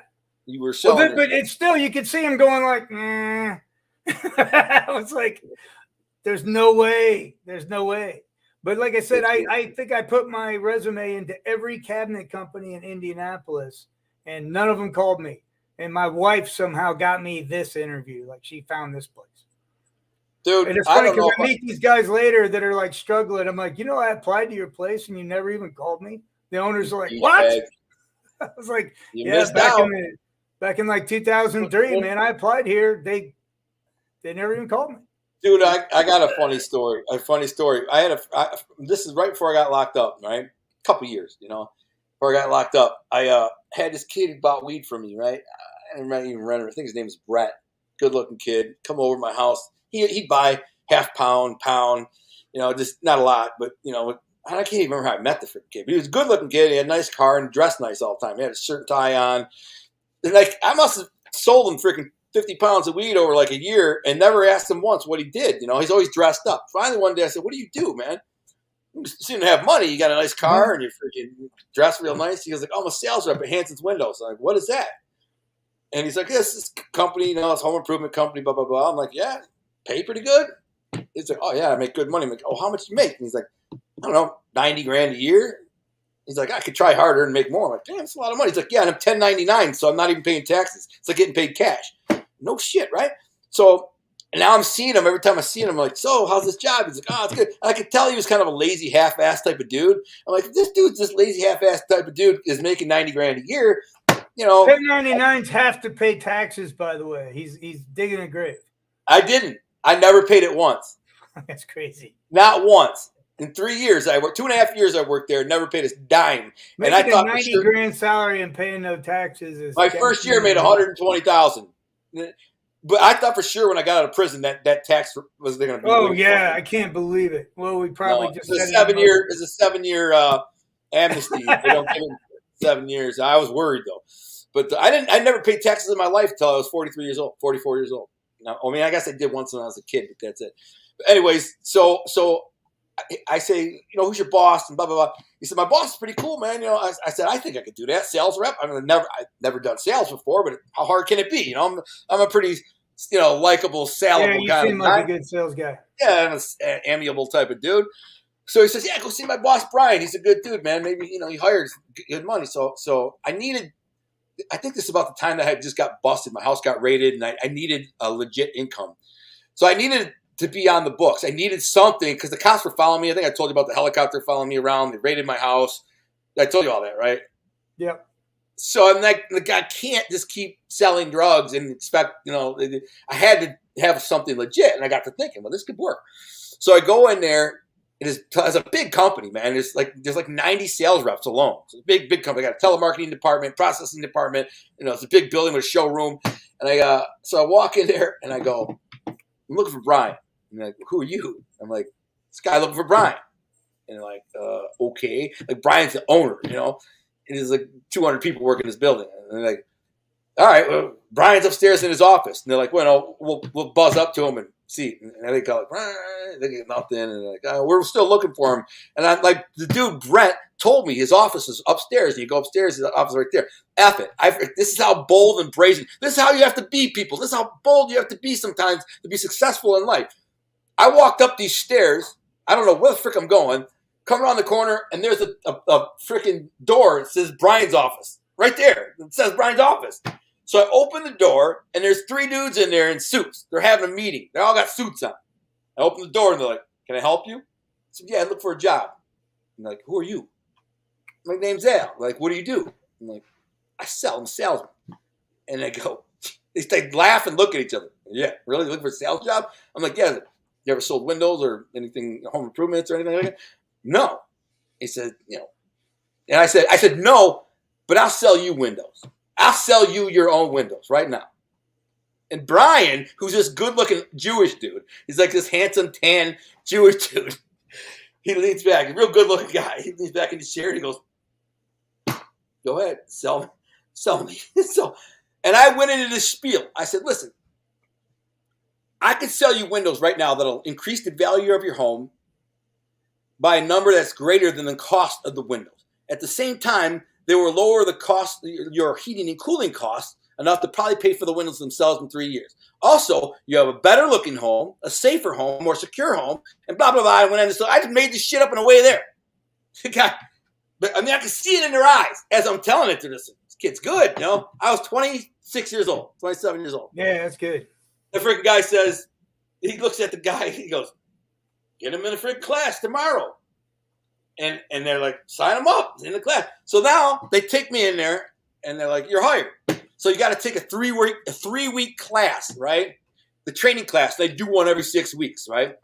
And so they had just started one like a week ago. So it's a week into the 3-week class. So they speed me up to everything. They're like, all right, listen, this is what you missed in a week, but you can probably catch up. Just get in the class. So I get in the class and go 2 days into this class. In 2 days. And there was this fat dude named Marv Glazer, another dude, Jewish dude, real nice guy. He liked me. He looked like an old mob boss. And he was training me. And he catches me kind of up to speed. And he says, you're going to do a ride along with me. And he's like, and he takes me out to these houses in Pontiac, right? In the ghetto of Pontiac.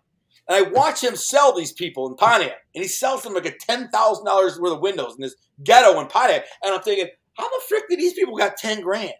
And he pulls out this finance form. It's called Conseco Finance. And the people are like, I don't got 10 grand. He's like, well, lucky for you, I got this. And he pulls this thing out. Let's fill this out and see if you approve. If you're approved. So they fill it out and like, if you have a job and a heartbeat and you own this home, you're approved.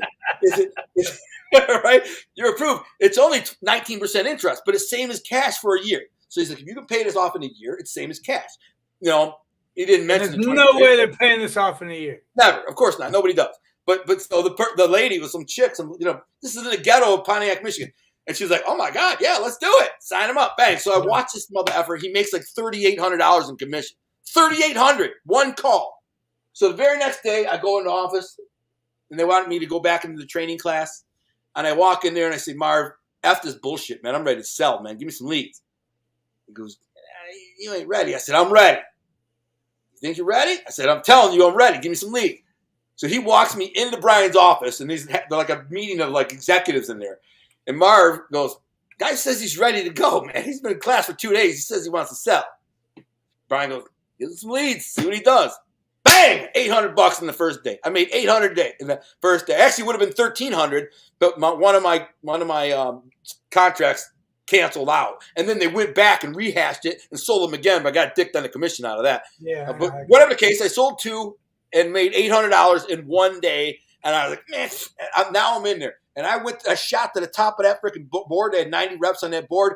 And I stayed I was 19 of the 32 months that I worked there. I was the #1 sales rep. And I was always in the top 5. And dude, I won all kinds of cash and prizes. Dude, my boss loved me, man. When I was in Vegas, my boss just, I said, Brian, I'm out of chips. I lost a bunch of money. I'm in there this is the guy you want to go to Vegas with. He's worth like $50 million. He gets a whole jet, a whole Spirit airline, puts his whole company in there, takes us to Vegas. I've never been to Vegas. So I bring like $3,000-4,000 and I lose it. And then I see Brian walking down the casino, through the casino. He's got this hot chick with him. He's trying to impress her. This mother effer just won 40 grand on slot machines. 40,000.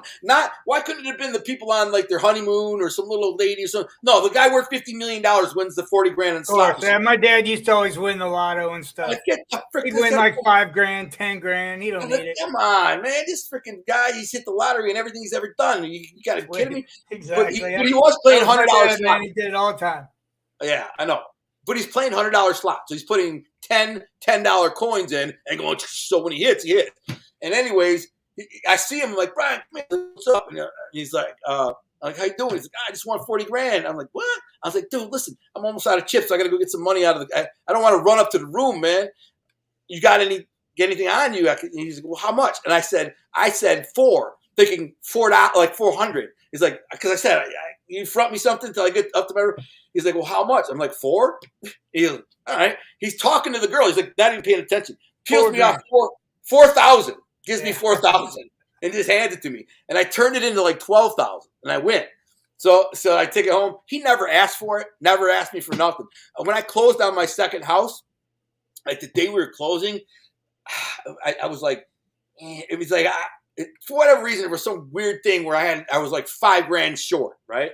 I'm like, man, I'm short. He fronted me money a bunch of times. I can't tell you how many times I went into his office and said, listen, I need $2,000, I need $3,000. And he'd either hand it to me in cash, write me a check, or just give me the money. Just give it to me. And then he'd never ask for it back. Like the dude was, you know why? Because I was making him millions of dollars. This is my point to the whole story. I was making him millions of dollars. Like I was selling on average I think I sold like $1.7 million worth of All I can think, man, just think of, if you're selling like a security window, like you make up a flyer, right? You send it out. 3-4 days later, I go around and I bust out all their windows, right? They're like, I thought of that too. You need the security, yeah. You just create your own demand. Our windows were called. This is the best part about the windows that we sold. They were called Republic Windows. We were the only company in the state that sold them. They were, in fact, the best windows on the market. They were better than Pele. They were better than Anderson. Way better. These are steel frame, multi-pane, called Tough Glass. You could take a bowling ball and throw it at the window and it bounce off. No joke. That was part of our our demonstration. Yeah, the insurance would pay for half the damage I did. These windows made your insurance cheaper because you could throw a brick at them and the brick would bounce off. And they had something called smart glass. They were coated in Teflon, so they didn't get dirty. The rain washed right off them. Dirt didn't stick to them. So they're kind of like a Rain-X effect. Exactly. They're always clean. They had only windows on the market that had a metal frame. Even though they were vinyl, they're indestructible, and they were just freaking badass windows. They were pretty easy to sell, but they were very expensive. They were more expensive than Anderson.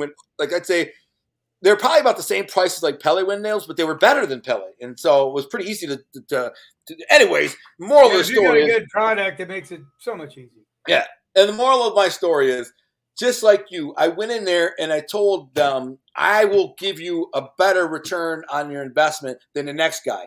Give me an opportunity and I will prove myself and I'll make you money. He didn't care that these guys knew I was a freaking gangster. Are you kidding me? There was a bookie who worked there and he told them flat out. He's like, there's a bookie, ex-bookie, but he was still booking. He worked there and he's like, he was friends with Brian. He told Brian, he knew who my grandpa was. He knew all. And they were like, and they knew I was in it. I had been in jail. I'd been in trouble. I had felonies. In fact, the first person that I went to when I got raided, my house got busted. Now I was working there at the time when that happened. Come to think of it, because I remember. Oh no, I wasn't working anywhere. So I didn't get charged for 9 months after they raided my house. They caught me with all this heroin. I didn't get charged for 9 months. Well, that 9-month window was when I went and got a job there because they knew the cops were following me and watching me. And anyways, when they finally did, send me a thing to go to court to get arraigned. The first person I went to was Brian. I said, Brian, I'm in a lot of trouble. He's like, what's happened? It's like 2 kilos of heroin. They bust me with 2 kilos of heroin. I'm screwed. And he sits back on his chair. He goes, this is exact words. I'll never forget him. Exact words. He's like, well, you know my pockets are deep. And if I was you, this is the guy that I'd call. He freaking reaches under his desk and he pulls out a card. This guy, his name is Neil Rockheim. He's the baddest in the business. This is who I call. And I said, all right. And I did. And I went and gave the guy $10,000 retainer and I got the guy and he beat the case. But anyway, so they knew who I was. They didn't give a shit that I was a dope dealing gangster, thug, whatever. I was making them freaking millions of dollars. And so they didn't care. That's my point to all these people who may be listening is that it doesn't matter. Being an honest guy, yeah, you'll go so much farther than our bullshit.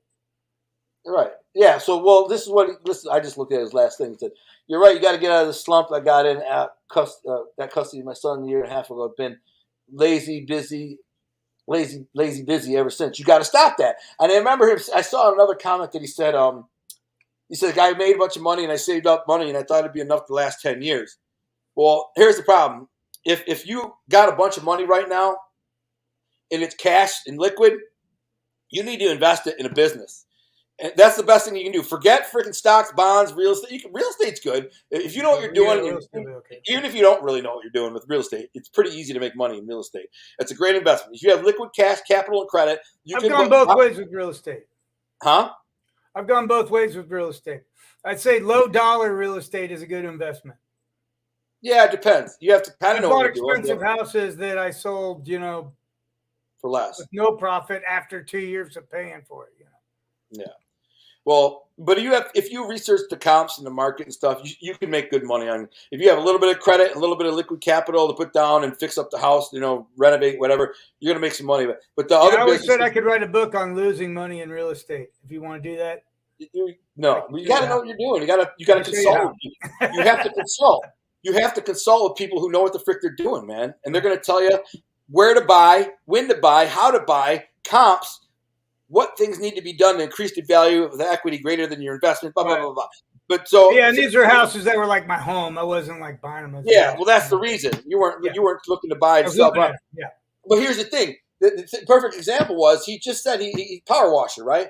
Sounds to me like he said I had enough money to pay for 10. He said I thought it would last me 10 years. 16 months later, I was broke, right? So he's half broke. When he said 10 years, I'm going to say he had 300 or 400 grand minimum. Thinking if I'm lazy and careful with my money, I can make that last 10 years. Maybe. I don't know. But if you got 300 or 400 grand sitting around, trust me, if you would have invested in that power washing business, you'd be a multi-millionaire right now.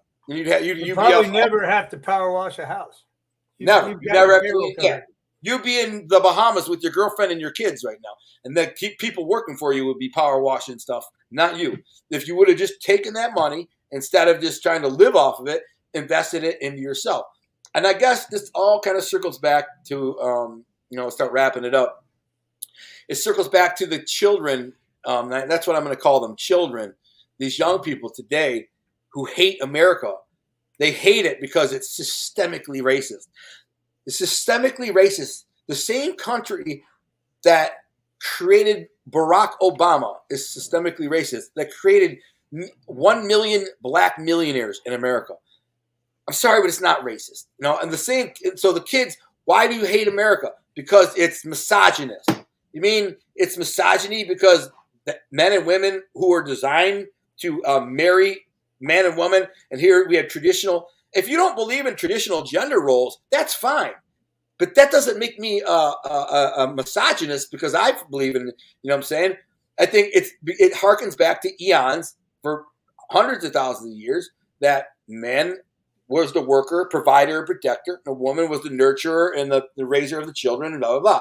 Now, if a woman wants to go get into the corporate world, become an executive or business and pursue a career, God bless her. I hope here's what, where she's going to end up? Exactly where she belongs. Unless affirmative action hires her because they need to hire a woman for a position because it's more men. Other than that, if she has value to a company over a man, they're going to hire her. They don't care about it. They're not going to go, I'm not going to hire the woman because, she's a woman. I'd rather hire a man. No, if she can make them more money than the man, they don't give a shit about the man.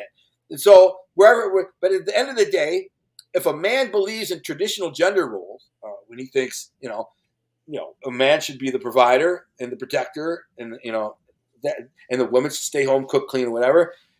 That don't make me a misogynist. That makes me just in line with traditional values. I'm not a traditionalist, yeah.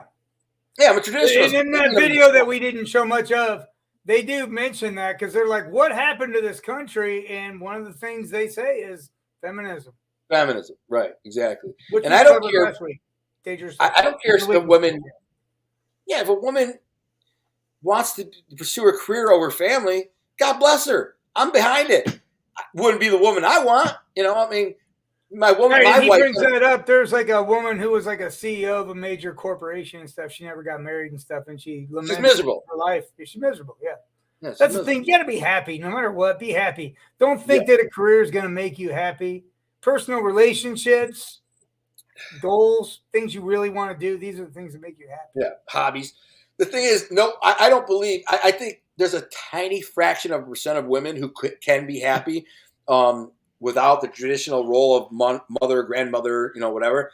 But I think 99% of women will never be truly happy or fulfilled without creating a family. They think it will, and then when they get to be 50 years old, they're like, what the frick? I come home, I got $1 million house, I drive a Mercedes, I got a vacation home in the Bahamas, I got all this shit, but I got an empty home when I come home. I got no grandkids, and then I get calls from my sister and my brother and my friends, and they show me pictures of the kids and the grandkids and all the fun they're having at holiday parties and blah, blah, blah. And here I am, an old hag with no kids, but hey, I got a career and a nice house. No. Right. Well, they realized they were duped into pursuing something they never really wanted. That's the feminist movement. It's a trick. It tricks them. They say, well, you don't need men. You don't need men. Well, you can believe that, but guess what? It's not.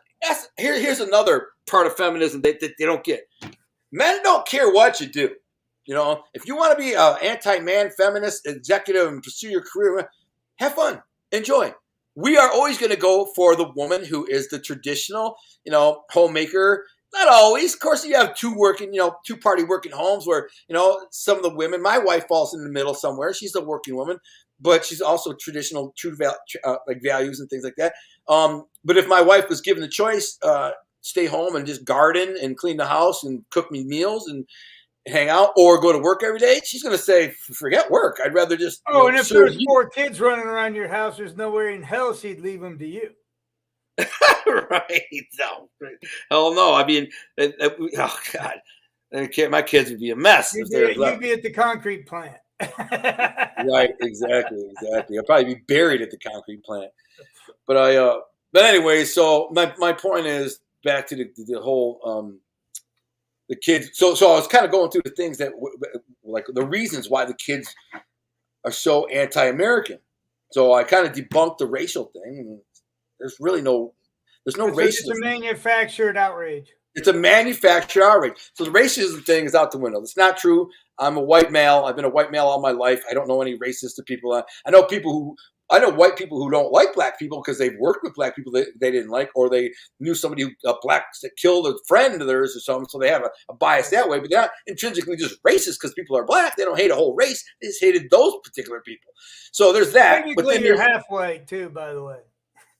No, I'm Sicilian. I know. Right. So I'm more Arab. I'm half Arab than you know what? White. It's funny because I got this new job and there's a lot of different races there. And they pulled me aside and they asked me what my background was. And I thought they meant my professional background, So I was like, well, I've been doing this stuff for 30 years. She goes, no, you're not white. What are you? I could tell you're definitely, mixed to some. But she goes, the Mexicans know you're not white. What are you? Like, it's because how you act. It has nothing to do with how you look. It's how you act. Yeah, but I was like, but it's funny when they ask my background, I'm always thinking professional, Right. It doesn't occur to me like, I go, trust me, I'll be white when it's inconvenient. Right, exactly. Listen, I'm white. There's no way around it. I'm half Sicilian and a mutt of Scottish, Irish, and Swedish, or Scottish and Swedish and something else, and German on the other side. But I identify as Sicilian because I was raised by my Sicilian grandparents and my Sicilian mother. It's the only culture I ever knew. It's the only people I grew up around. My whole entire family is Sicilian. All cousins, aunts, uncles. I didn't even know my dad's family. I had one aunt. I met her like 4 times. And I had my grandparents on my dad's side. And I saw them once a year till I was about 18. And then I never saw them again. And so I didn't know any of those people, and they didn't even like me. So I was like, but of course, my Sicilian grandparents and family, I saw them every freaking Sunday. I saw them at all functions and family functions, weddings and funerals, anniversaries and baptisms and on and on and on. Funerals.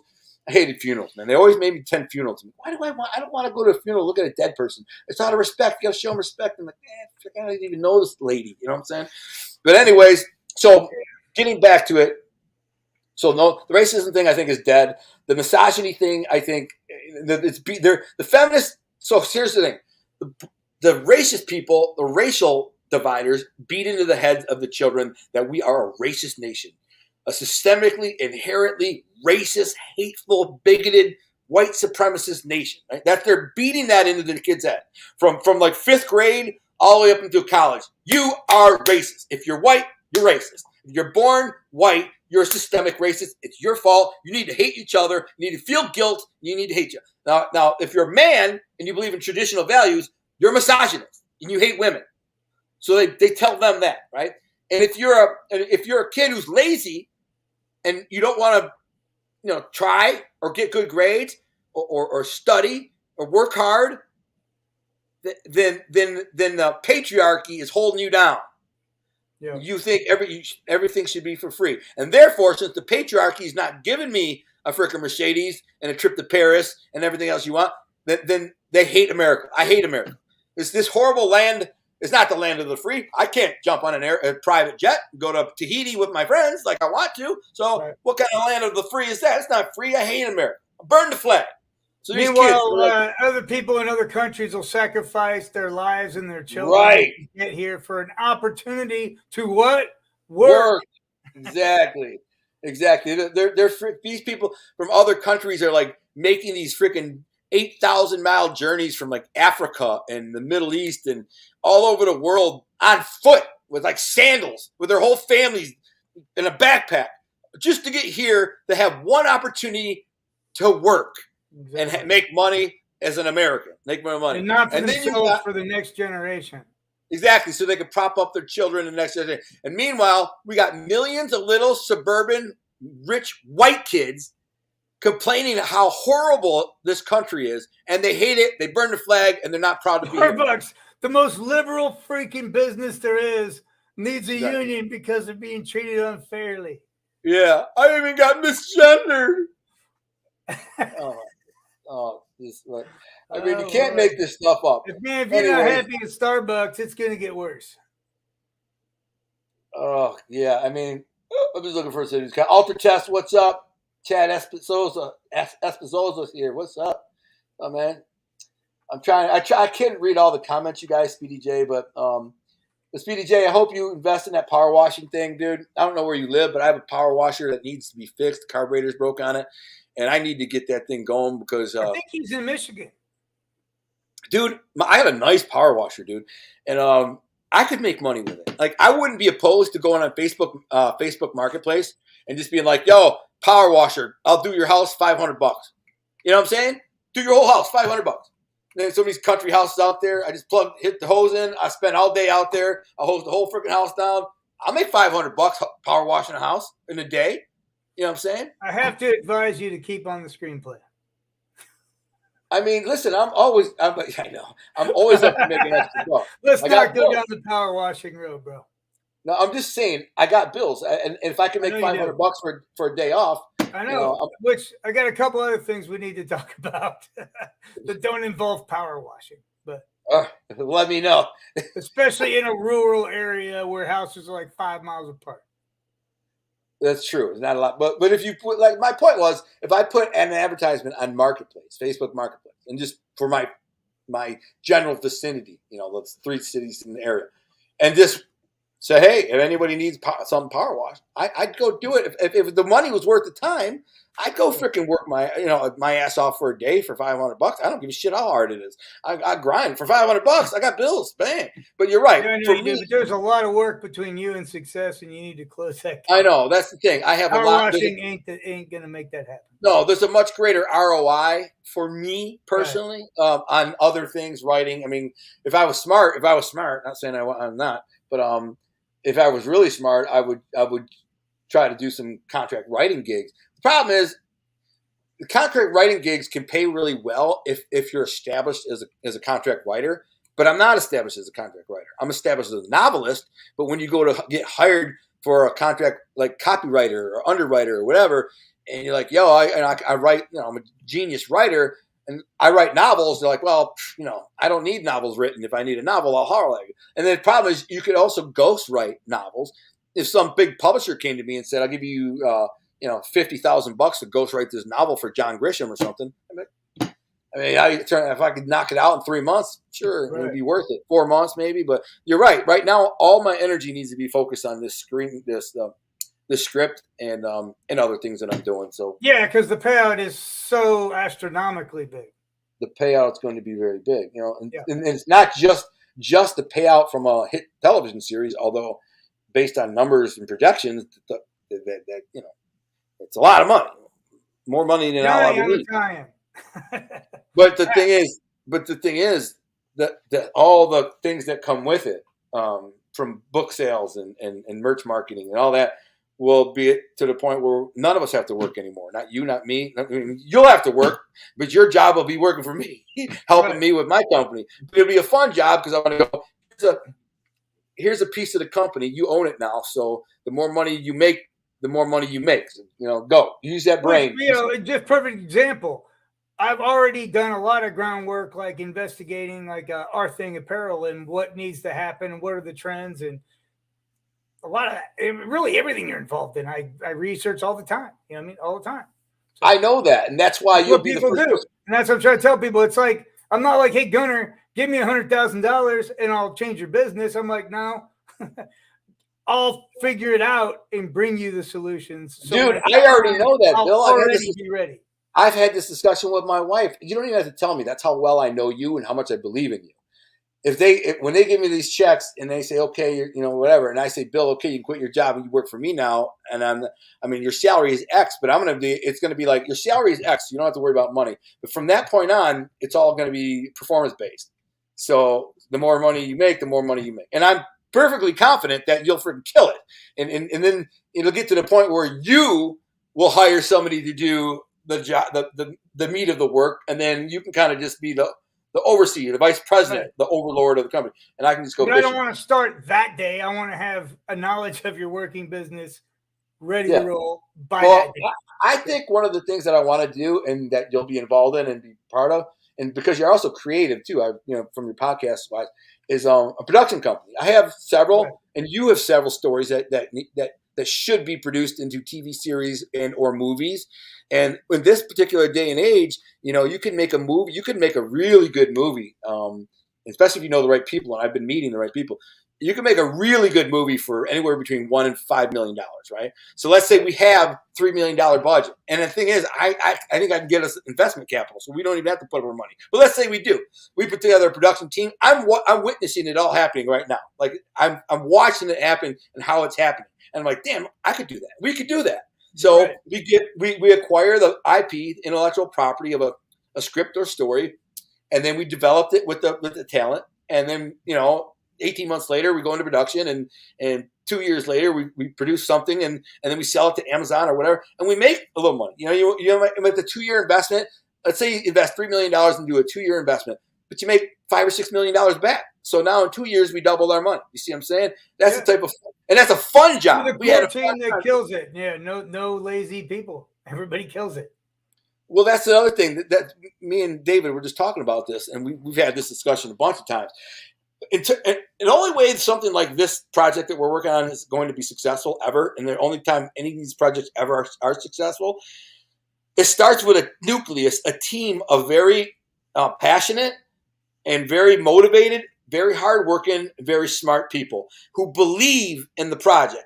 Everybody has to equally believe in it. They all got to be like, damn, dude, this is like the next big thing. If one of them is like, oh, I'll do the job. I can do it. It's good. It's a good idea. We can make it happen. No, you're out, fired. Get the frick out of the way. We need every single person going, hell yeah, like this is the one.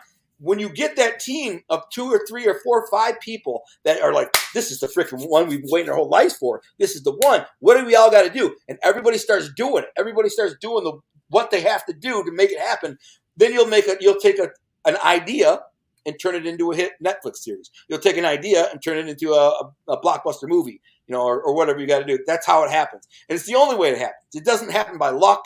It's not, once in a while, some guy who's kind of a half-assed, lazy mother effer writes a script and calls his buddies in Hollywood, going with Batman or something, and says, hey, I got an idea. And that guy goes, well, I got an extra $50 million sitting around, and I'll invest it. Maybe it works, maybe not. That happens. But for the most part, all these hit TV shows, Yellowstone, blah, blah, all these things, they didn't just accidentally happen. One person had an idea. And by the way, the creator of that Yellowstone is a brilliant mother effer, bro. He's already done a bunch of really good shows. Man, I'm halfway through that second show, the 1900s one. It's 1883? No, I think. 1923. Yeah. That one's really good. I'm done with that. Yeah, they're all good. They're all good. Really good. You haven't seen the Yellowstone yet, have you? No, I haven't started Yellowstone. Oh, man, dude. You need to do that. Well, once I figured out how it went, I go, I'm starting at the beginning. Look, we got one to go. Chad McDonough says, clowns you are. How much you want to bet he's one of those millennials, frickin' snowflakes, who's sitting in his basement angry, hates America. And he's mad. We called him out. We're just like, oh, man, how much you want to bet he frickin' lives in his parents' basement? Maybe he likes clowns and he just thinks we entertained him, which was our point. But I'm saying they get mad when you call them, a spade a spade. They're like, Yeah, and I just want to kind of lay this out like, we're busy, both of us, very busy, and I actually work for 2 big companies right now, and I do my podcast, right? I'm editing Nikki's episode now, and I do the stuff for you. So you got to block your time out and figure it out. And I'm like, you know what? Every day I wake up and I didn't get enough done. So I'm like, okay, but I have to progress, right? So our thing apparel, it's in the bathroom. I have marketing books in the bathroom and I research the stuff. So anytime I'm in the bathroom, whether it's a shower, a pee, or a dump, I'm working on our thing apparel. That happens every day. So I get forward on that, right? I'm reading some of your stuff. So I go through that on my lunch break, right? And I block it out every day a little bit. Something goes forward, right? This weekend I do Nikki's thing, and I got it mapped out. Otherwise, if I go home and sit down and start watching YouTube videos, nothing's gonna happen. Nothing. It's a waste. I gotta move forward all the time. And I'm like, I don't care if it's this much, I'm moving forward to the goals I've set and the obligations I need to meet. That's why you are you, Bill. That's why you're going to be. Well, that's why you are successful as a businessman, as an entrepreneur, as a parent, as a person. And not everybody's going to be like you, but that's why the day that I go, Bill, you can quit your job. You know what comes next. That's going to be one of the greatest days of my life when I can say, all right, Bill, it's real now. You can give your 2 weeks and here's our budget. We're going to start with X and we're going to make this happen. Production company, Art Thing Apparel, the La Mia Familia, our company, La Mia Familia owns Art Thing Apparel and my books. And it's like, okay, now put our brains together and how can we leverage this to make us, generationally rich, so your family doesn't have to ever worry about money. Your kids don't have to worry about money. And I don't have any kids, but I have a few friends who I love a lot, who I would like to say, my cousin Joe, for example. I mean, I think he's such a special guy, and God put him in my life when he did. I don't know if you ever heard that whole story about Joe, but I stole a bunch of weed from him when I was about 21 years old. And basically Debo'd a bunch of weed from him, 10 pounds. Just said, I'm not paying you. And he's a big, muscle-bound, tough guy. But he ain't a tough guy. Joe, my friend Joe. You know Joe. You ripped him off? Yeah, I know. That's how I was, dude. I was a maniac, man, bro. I was a maniac. Yeah, man. I know what you do to your buddies, but Joe? I know, but we weren't really tight, though, at the time. He was just another drug dealer that freaking sold weed. And he sold a lot of weed, man. Like 50, 60 pounds at a time. So when I stole 10 pounds from him, I'm like, F him, man. He was kind of a mentor in the weight room, right? Yeah, exactly. So I was young. I was 21 years old. So this is what happened. So he comes over. He says, so you're just not going to pay me? I said, no. I mean, so he says, okay, and he leaves. He can't beat my ass. He's not going to beat my ass. So it is what it is. So now about 7 years go by, right? 6, 7 years, something like that. 5, 6 years. 5 or 6 years. And I get a call from him out of the blue, and he says, hey, listen, man, I'm moving to Chicago, but I'd like to say goodbye to you. And I'm like, okay. He's like, meet me at Big Boys on 14 Mile and Gratiot. I said, okay. I knew it wasn't a setup or nothing. So I go there, and I'm thinking setup immediately. I didn't think setup. He wasn't. But Joe's a good guy. Yeah, exactly. He's a great guy. He's over that 10 pounds is nothing to him. He didn't care about that. It's a couple $1,000. He didn't care. So that's why I did it. I did it because I knew that the 10 pounds of weed to him was it's nothing. He's like, F it, it ain't worth it. I lost a friend, but for whatever reason, he loves you. He really does. Well, listen, this is where the story gets interesting. So I go to Big Boy and I meet him. He's with this chick, right? And I sit down and he's with this chick, and she's attractive enough, but she's a real bitch, royal bitch, totally bitchy as hell. And she's ordering his food for him and telling me what he can have, whatever, blah, blah, blah. So I'm in the middle, and he's telling me, he's like, listen, I got off dope because he got on drugs. He got hooked up on drugs too. And then he got off the drugs. He's like, my family did an intervention. They basically said, get your shit cleaned up, get the frick out of Detroit. Otherwise, we're going to disown you. So he got cleaned up, went to rehab. And now he's like, met this girl. I'm going to go to Chicago and start over and work for my sister. I said, okay, great, man. I'm happy for you. But then he introduced me to this chick, and she's a total bitch. So halfway through the meal, I said, hey, let me talk to you in the bathroom. So I go in the bathroom. I said, yo, this this chick is a freaking royal cunt, bro. I said, dude, if you marry this chick, bro, I said, dude, I don't want to be friends with you, bro. You're a simp. I've never been friends with a simp. I don't want to be friends. You're a punk, bro. This chick is a dumbass. He's like, no, she's a little quirky and kind of demanding and blah, blah. I said, no, dude, you're a bitch. And if you marry this chick, bro, then you're a bitch too. And he's like, oh, and he leaves and he goes. If you're not even married, she's just getting started. Well, so he ends up moving to Chicago with her. And of course, it doesn't work out in a year. They break up. And he ends up meeting this girl at church, this choir girl, beautiful singer, beautiful choir girl, and falls in love with her. And they get married and have kids. And Kim, he's still with her. Beautiful, beautiful woman, beautiful. And so, and he gets a job working for his sister's headhunter company in Chicago with a finance company and makes a bunch of money, you know. And anyways. Yeah, and the first time I met him, the first thing I thought was he must own a chain of gyms or something. Man. He's a bodybuilder. He's like a pro bodybuilder. Yeah, he's huge. Yeah. So one day I go to now several years after I never see him again. I go to jail and I get sentenced. And when I get sentenced to prison, they do an article in the newspaper about me, right? And it just says, you know, bad guy sentenced to 13 to 50 years, blah, blah, blah, blah, blah. It's in the Detroit News, right? He's like, even though I live in Chicago now, I still get Detroit News, and I always kind of flip through and see if there's anything. And I saw this article on you, and I read it, right? And I just couldn't stop thinking about it. So I'm on my way to work one day, the next day, and this is what he said. Think about how powerful what I'm about to say is. Just try to grasp how powerful this is and how the butterfly effect. He says, I never felt this before in my life except once when I first gave my life to Christ. That moment, I felt the Holy Spirit come upon me.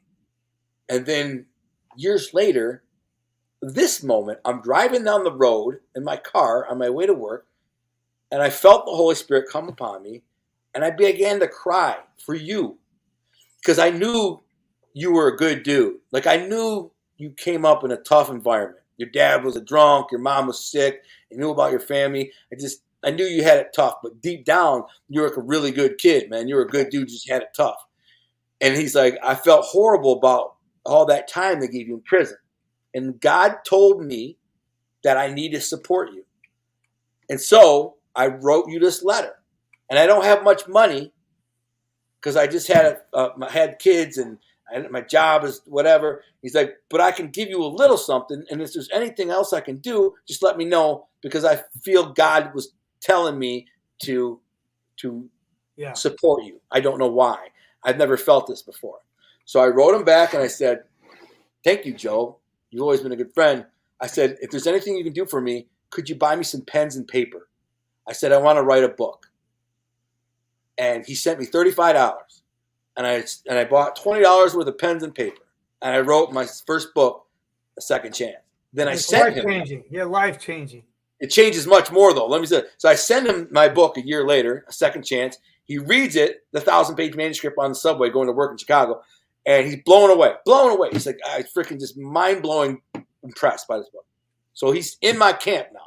Every month, I call him like once a month on the phone for, these are $15 calls. And he sends me like $30. Not every month, but I don't bug him. It's just, if money shows up, I get it. If I don't, I don't. I don't ever ask him for nothing. Right. 6 years into my prison sentence, is when I Dear John, my ex, Ramona, and I'd say, go on with your life. I called Joe a couple months in a row. He's like, what's up, Al, man? You ain't acting like yourself, bro. You seem down, bro. You're just not yourself. You're usually kind of high-spirited and happy and blah, blah, blah. And I told Ramona to take a hike. And he's like, and so he's like, holy shit, you've been with her for 20 years, man. I said, yeah. And he's like, listen, man, how about this? Let me start you a Facebook page, man. See if I can connect you with some of our paisans from the neighborhood, maybe some girls from the neighborhood, blah, blah, blah. Yeah. I said, what's Facebook? He's like, it's this new thing. It's social media. I said, yeah. He's like, send me some pictures and I'll put them up there and I'll tell them a little about you. Maybe you get somebody to reach out. I said, okay. So I sent him some pictures. Most of them are like outdoor pictures, like fishing and hunting and camping and crap that I had. That's the only pictures I really had. I sent it to him and he starts my Facebook page. And one day there's a woman who's surfing through Facebook, sees my Facebook profile and sees that I'm a Christian and that I'm a writer. She worked for a publisher and she says, and she recognized my name because she grew up in my neighborhood. And that woman would be my wife. And that woman ended up falling in love with me through letters and waited 7 years for me, and I married her, and I'm still with her, and she's making my dinner. So think about how powerful God's plan. Think about how God knew what he was doing when he came over Joe's heart.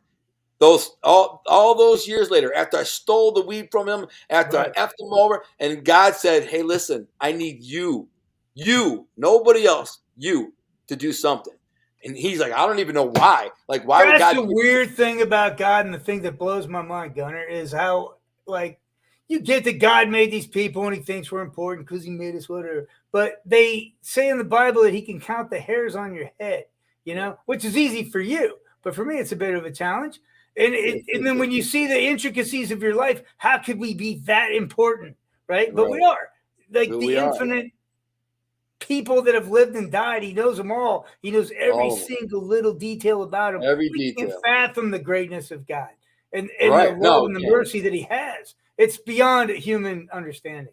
It's beyond human understanding. It's very specific. Yeah. I mean, to think that that God would use this guy of all guys, who I robbed essentially, right? And then he changed the course of my life. I wouldn't be here if it wasn't for this dude, Right, and then he didn't write you off. No. Not only did he not write me off, but God said, "No, I want you to go after him. I want you to help him. I want you to support him, and buy him pens and paper and help him and support him and be his crutch and be there his whole." And then that day came where he said, let's start you a Facebook page. And that Facebook page brought me to my wife. And that wife brought me to where I am today. It's mind-boggling. Mind-boggling, bro. And so that guy is very, very special to me. So when a day will come when I'll say, hey, Joe, you don't got to work no more, man. And he'd be like, I'm like, you're just part of the team. I'm going to hook you up with Bill. He's a really smart guy. He's an executive. He runs a headhunter company in Chicago. He's like, he makes like $150,000. Yeah, I know him. I met him. Yeah. So he's in one of my podcasts with you. Yeah. I mean, for me to take him away from his job, I'd have to pay him a lot of money. But he'd be worth it. I think he would be worth paying $150,000 a year to be on the team. But if you just said, okay, he'd be like, all right, Bill, this is what I'm good at. Tell me what to do, and I'll help you make money. And you guys we'd all work as a team and make a bunch of money. But I love the guy, and I want him to have the freedom to do what he wants to do, not what he has to do. If he doesn't want to go to work every day in Chicago and in a suit and tie, I want to be able to say, hey, listen, realistically, if I made enough money, I just hand him a check and be like, here, F it, pay off all your bills. If you can't make that last the rest of your life, then freaking, something's wrong, and give him $5 million or something. You know what I'm saying? And just say, here, dude, because I plan to get that wealthy to where I can just say, here's $5 million, invest it right, pay off your house. And you don't have to worry about nothing the rest of your life. You be a bodybuilding consultant or do whatever the frick you want, man. Have fun. But because you were there for me and you loved me and you supported me, I want to be able to say, I give back to there's like 3 people that I love like that. And my greatest joy would be able to say, here's that check, bro. Yeah. Anyways, before we go, The Truth is in the house. He wants to see me naked, I bet. Let me see. I gotta tell you something. Intern brought up. He goes, dude, why are you and Gunner talking about him nude in the bushes? I go, we weren't talking about that. The Truth was, right? He goes, no, I heard Gunner's voice say I'm hiding in the bushes. And I'm like, no, he was reading a comment from The Truth. He goes, oh, thank God. There's someone on YouTube. If there's someone who hide in your bushes to confront you, but he thought me and you were actually discussing hiding in the bushes naked and attacking someone. I'm like, no, that was somebody else. We were only reading. Nikki said something really sweet too. God definitely led me to Gunner and his podcast and books purely for his inspiration he gives me. Thank you, Nikki. And I hope that I do that to more people than just you. And, maybe there's some others. I get some really nice messages and texts and DMs and stuff all the time. And I got one today, just a minute ago. I just got the nicest, right before, I get them all the time. But like sometimes they're nice.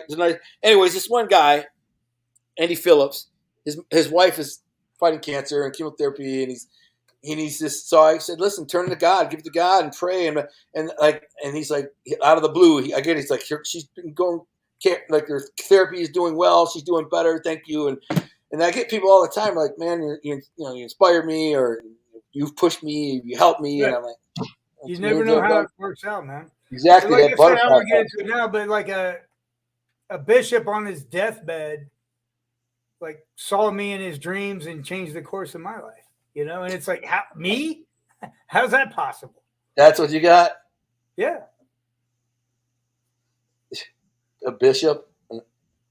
Yeah, my wife was at the bedside of a dying bishop, and he said, hey, you're going to marry this guy. He's from your past, kind of a rough dude. Oh, you told me that. Yeah. And you pulled up. And so then that got her thinking, like, who could that be? And, of course, it was me. But why would a bishop of another state? That's it. That's the thing. How could it be that important?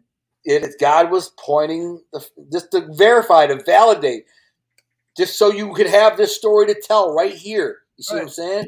And at that point in time, I was a complete loser in Tampa. I don't think you've ever been a complete loser. Well, yeah, I have. Pretty close. Pretty close. I've been a complete loser. Trust me on that. Also says, Gunner is now upstanding citizen and is going to be working with Armando Sante soon in the big series. Gunner's working with Armando Sante already. You know what I'm saying? I have a weekly call. I have a weekly Zoom call with Armando Sante. And that's well under works.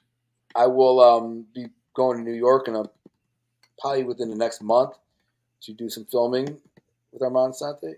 Anyways, I like Armand. He's a good dude. We have some great calls. We have a Zoom call every week and kind of brainstorm creative. And he's remarkable guy. Very smart. And after spending 3 days with him, you kind of get in his head and get to know the guy. And you get to know, kind of know what to expect with him. But when you first meet him, he's Armando Sante. Like, you don't know what to expect. But then now I feel like we're boys. Like, he knows me and I know him. And like, I know him as good as I know you. I spent hours and hours. I spent 3 days in his house talking with him, He's a remarkable dude, extremely talented, extremely, he's a savant, an artistic savant. And there's a reason why in his roles, he nailed them. I would say Armando Sante is probably one of the most underrated actors of our generation, but also one of the greatest actors of our generation. Underrated because he's never had those huge breakout, like Oscar-winning roles. But in terms of performance-wise, the roles that he has had, he's performed so well that he could easily win an Oscar or whatever. Because I think he did his HBO was his big role. Right? So you're not going to win. He's done a bunch of movies and stuff, and they're all good. His list is endless. I mean, I think the measure of an actor, because I'm from a working environment, do you work? And the guy works endlessly. Yes. Bad actors don't work that much. You know what I mean? No, he's good. I mean, he doesn't have a hard time. He's one of the best. He doesn't have a hard time finding work. But most actors don't give a damn about an Oscar. No, work. Not the real ones. No, right. But he does a tremendous amount of preparation before he goes into a role.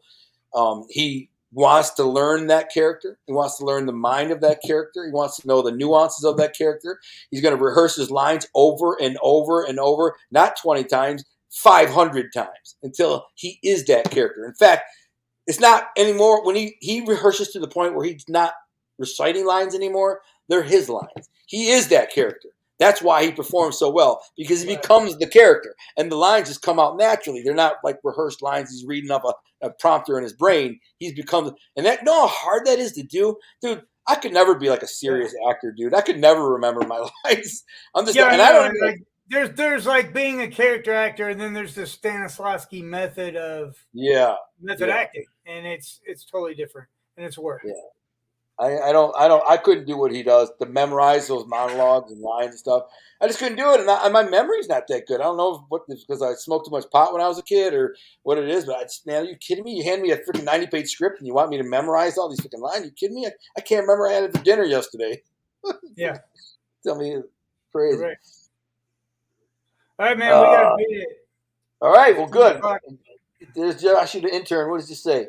He's messing with I need to lie a lot. Just saying. Oh, here we go. Ryan Hahn, what's up, brother? Just want to say, I agree, Gunner. You got me through many sad nights. Lost a best friend, and my mom. Jeez, I know that's sad. I'm sorry about that, bro. Your positive outlook helped me push through. You have no idea. Oh man, thank you. I appreciate that. That made my night. Ryan, I lost a father-in-law and an aunt last week. It's rough. All in 1 week. I know that's crazy. It was rough. You guys had a rough road. Makes me, I have no complaints. I guess I get these headaches and stuff, but I mean, things could always be worse. That he'd hide me and make. All right, I'm gonna you guys. I'm out. So just so you know, I want to end this with a patriotic. Oh, sick. No, I'm just kidding. Let's sing you the national anthem. Listen, our country is not a racial cesspool. Our country is not a misogynist, chauvinist, bigoted, white supremacist, nothing. This is the greatest nation on earth. It's the freest. There's not a law on the books that discriminate against a man of color, of race, of gender. Nothing. Not one law. Everybody, this is the most equal opportunity country on the planet. Is there bias in some realms and degrees? Sure. But that's with everything, everywhere. We live in the greatest country in the world. Right. If you're allowing your children to be groomed and programmed from grade school up to college into believing this is a horrible country and that we should burn the flag and protest in the street how evil and monstrous this country is, shame on you. Shame on you. You are the problem, not the kid. I don't blame the kid. They're just basically a product of their programming. It's not even their fault. It's your fault, parent. You're the one who throws them an Xbox and says, here, grow up on that. You're the one who lets them go to these schools where the teachers are teaching them this stuff. You're the one they come home talking about it. You don't even care. Like, I don't care if that kid, you can think whatever you want. You're the problem. You're the reason why Russia and China and Iran and all these countries look at us like we're a bunch of punks because you allowed your children to grow into those kids that we saw on the screen crying and whining. I need free stuff. I didn't cry. He misgendered me. Dude, listen. Stop it. Step into your kid's life. Be a parent. Be a man. Raise them. Teach them morals, values, ethic, work ethic. And say, hey, listen, this is it. This is the way I was raised. This is the way I'm raising you. Not raise yourself. That's all I'm saying. America, it's the greatest planet, greatest country on the planet. Don't forget it, and make sure your kids know it, and make sure they're proud to be an American, and raise them freaking right, Bill. You'd like to close? Yep. If Starbucks is a little rough for you working wise, I'm trying to think of a place you could work. Right. Where else could be? I don't know. Maybe there's a puppy mill or something. Go get your feet wet. Yeah, there's a puppy mill. Maybe they won't be so mean to you. Intern says, hey, when you make it, he wants a job. That's not what okay, hold on. Hey, let him talk because I got to take a leak. I was more saying I put out my I put out first episode of my show this week 9 days ago. I forgot to send you a link to it. I will do that tomorrow morning first thing. Okay. But yeah, I just wanted to say. Wait, this is the show where I'm trying to remember you had some kooky idea. What was it again? I looked at movies, like movie villains, and I said, if they actually went to trial, this is what they'd be charged for. If they actually went to trial. Yeah. Villains. Yeah. And it's like legitimate, like research stuff, you can tell. All right, well, I want to check it out. Send it over. All right, I'll shoot how you. How are you doing? You staying out of trouble?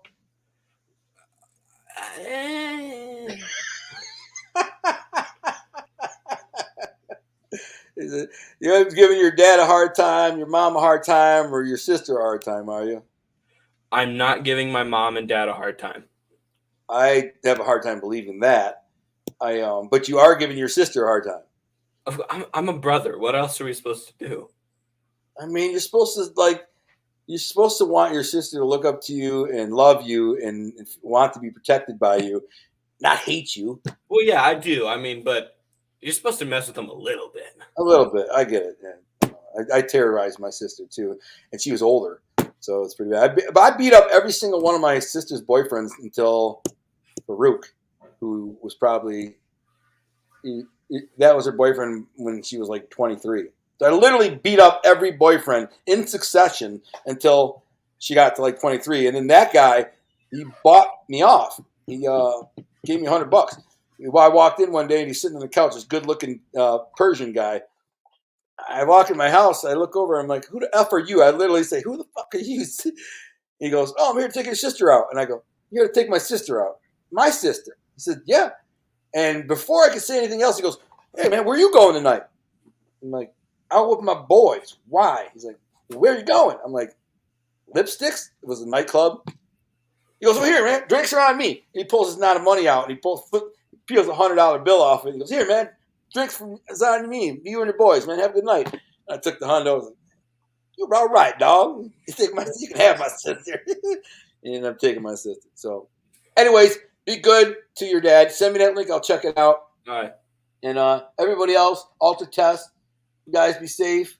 Nikki, have a great night. Thanks for tuning in. Ryan, keep up the good attitude. He said, what do you say? Some people have love and wish the best for everyone else. Aren't racist. Media makes it look the opposite. Yeah, I know. The media makes it like we're all a bunch of racist monsters, and it's sad. I like these kids hustle. Oh, what the hell is that? This? Who is that? That's the guy I did my show over. His name's Loki. He's like a really famous Marvel villain. This is the background I used during the show. Thought I'd just throw it up there. What's he a villain? What like kind of villain is he? He's like a demigod shapeshifter. He's the god of mischief in Norse mythology. Mischief. Yeah. Well, that's awfully pagan, bro. Well, I didn't say I believed in it. Right. I get it. I'm just messing with you. Bust your balls. Nikki says, "Hey, intern, the blonde hair looks great." Don't play up to his freaking ego. Yeah, you're one of those kids, though. You get better looking every time I see you. A lot of kids your age don't. A lot of kids your age get more kind of gangly and goofy looking as they get older. I got better looking as I got older, too. I didn't actually get good looking, but I got semi-handsome by the time I was like 19. But till then, I was a freaking train wreck, bro. I was not that attractive. Couldn't even believe one girl liked me, let alone other ones. Hey, I can tell you, Gunner, when I first adopted Joshua, I went down to South and I met an attorney who had met him. I had not yet, right? And I said, "So what's he like?" And he goes, "Man, it's a handsome baby." And I thought that was a weird, babies weird. Are cute. They're not handsome, right? And when you meet him, he was handsome. He was always good looking. Like at the grocery stores, people would be like, "Man, that is like a model baby. Like, what a good looking guy." And he never went through an awkward phase. What happened since then, though? It's gone downhill. What happened? You were such a handsome kid. Now he's always been a nice looking kid. He's blessed with that. Yeah. Yeah, well, you better be able to back up. You better be able to fight, because there's going to be some guys at some point who are going to look at you and go, "This kid's too good looking. He looked like an asshole. I'm going to punch him in the face." Hey, it happened to me, man. I wasn't born with this nose. That's going to happen. It's going to happen. He'll be out at some point in the next several years, and some guy's going to go, "I don't like this kid. I want to punch him. I want to punch that pretty face of his." I was that guy. I would see guys like that in the club and be like, "This guy's freaking, I'm going to punch him in his pretty face and see if he can fight." It's funny you say that, because like the first time someone really flattened my nose, it was really bad. Like they really messed me up, and I pinched my nose and I had to blow air into it to bring it back out. First thing my mom said, she goes, "You know what? You were always too pretty. You look like a girl." She goes, "I'm glad somebody finally fixed that." Oh, yeah, that happened to me once. Some guy hit me with a freaking brass knuckles and knocked my freaking nose. Oh, completely flat. Yeah. Oh, no, I didn't get flat. No, mine got knocked over about a legit third of an inch. My whole bridge of my nose was knocked into my eye, and I just cracked it back in place. Yep. No, mine was flat, except the end of it was just bent over at 90 degrees. Oh. But my mother, she's like, "You know what? You were too pretty, Billy. You look like a girl." She goes, "The nose is a really fragile appendage." Oh, yeah. I blew it out, and then it looked like a balloon. So then I pushed it back in, and basically made the nose we see today. You could break somebody's nose by hitting them this hard, just like this, and that'll shatter everything. Yeah, I was always scared to really hit somebody hard in the nose because it does so much damage. There's so much blood. Plus, you can kill somebody by doing that. Yeah, there's a lot of blood. Your eyes get black. Yeah. Right. I don't like hitting. I'm a jaw guy. I don't want to hit them in the nose. And even for me, this is somebody I don't like a mother effer. I'm trying to hurt them or beat their ass, and even I don't want to hit them in the nose because I don't want to hurt them that bad. Like I want to knock them out, beat them up, but I don't want to smash their face in. Yeah, I had 3 or 4 good nose. Oh, I've only had a couple shots to the nose, good ones. Really, I've never had a really bad one other than the brass knuckles, where he hit me from the side and knocked my nose over, and I got very blessed. Because all I did was get in the mirror, take a deep breath, and go snap, and it popped right back into place. I was good. Mine had to be formed, but like the first is the worst. Once that first one gets broken, after that it's easy. You know what I mean? They break your nose so easy. Oh, well, be good, Josh. Take care of that. The first was the worst. After the first one, it seemed like it was just like plastic after that. Take care of that pretty face, Josh. Don't let them know when he bust you up. I'm just saying. Don't let them do to you what they did to me. Yep. Thankfully, no one's yet to land a punch on me. They will. Somebody's going to one day. Yeah. Don't get cocky. Everybody. I'm not getting cocky, but everybody gets it. So I just told my wife the story about how I got knocked out one time, and kind of at a bar where I was fighting another mother effer, and I got merciful. I knocked the guy down, bigger, older guy I was fighting. And I said, I was going to kick him in the face while he was down, but I'm such a fair fighter. I'm like, no, not that. Get up, man. Like, get up and we'll finish fighting like this. And he stands up and you can see the fear in this guy's eyes. He's just like, this guy's like 6'4", and I just knocked him down with 2 punches, bang, bang. And I'm like, get up. I'm 17, 18 years old, and he can see he don't want to fight. And just as I got cocked back and I was just getting ready to freaking let him have one, some of it I forgot a freaking running start and cracked me in the mouth. Bang. And that hit me so hard that my lip swelled out. Like I looked like Donald Duck in 30 seconds. But anyways, he knocked me out. I saw stars, and then my head bounced off the concrete, and I kind of was like, what the frick? What happened? So don't get cocky, because someone's going to get you. Whether you expect it or not, someone's going to get down on you eventually. Yeah, worst shot I've ever taken wasn't on purpose. It was 8th grade. Someone was swinging around this metal cart walking down the hallway. And I was running because I needed to lose 5 pounds for my wrestling match because I like to eat. So I run around this corner as this dude swinging a cart, and it's metal. So he whams me right in the face. And it even still now, one of my teeth is still bent, but it cut straight through my lip. Oh, it was makes me think of this kid. I was playing baseball when I was about 10 years old, right?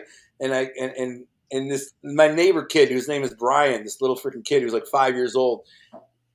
Just as they pitched the ball to me and I go to swing at the ball, this poor little kid comes walking up and I smash him right in the eye with a baseball bat, aluminum bat.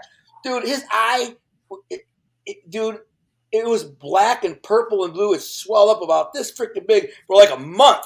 This poor little kid, he was screaming and crying. He actually took it pretty good. He cried for 5 minutes, but I've never seen a black eye like that in my life. Hit him right in the eye with a baseball bat. Bing!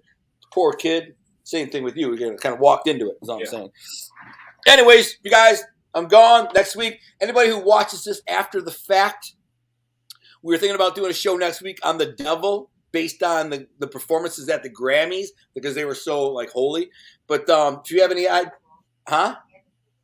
in the Super Bowl, right? Super Bowl and the Grammys, right? And so if you have any ideas for shows for us to talk about, concepts, ideas, whatever, leave them in the comments after the fact. I'm going to go eat and snuggle my wife now. So God bless. Bill, Josh, you guys have a great night. We are out.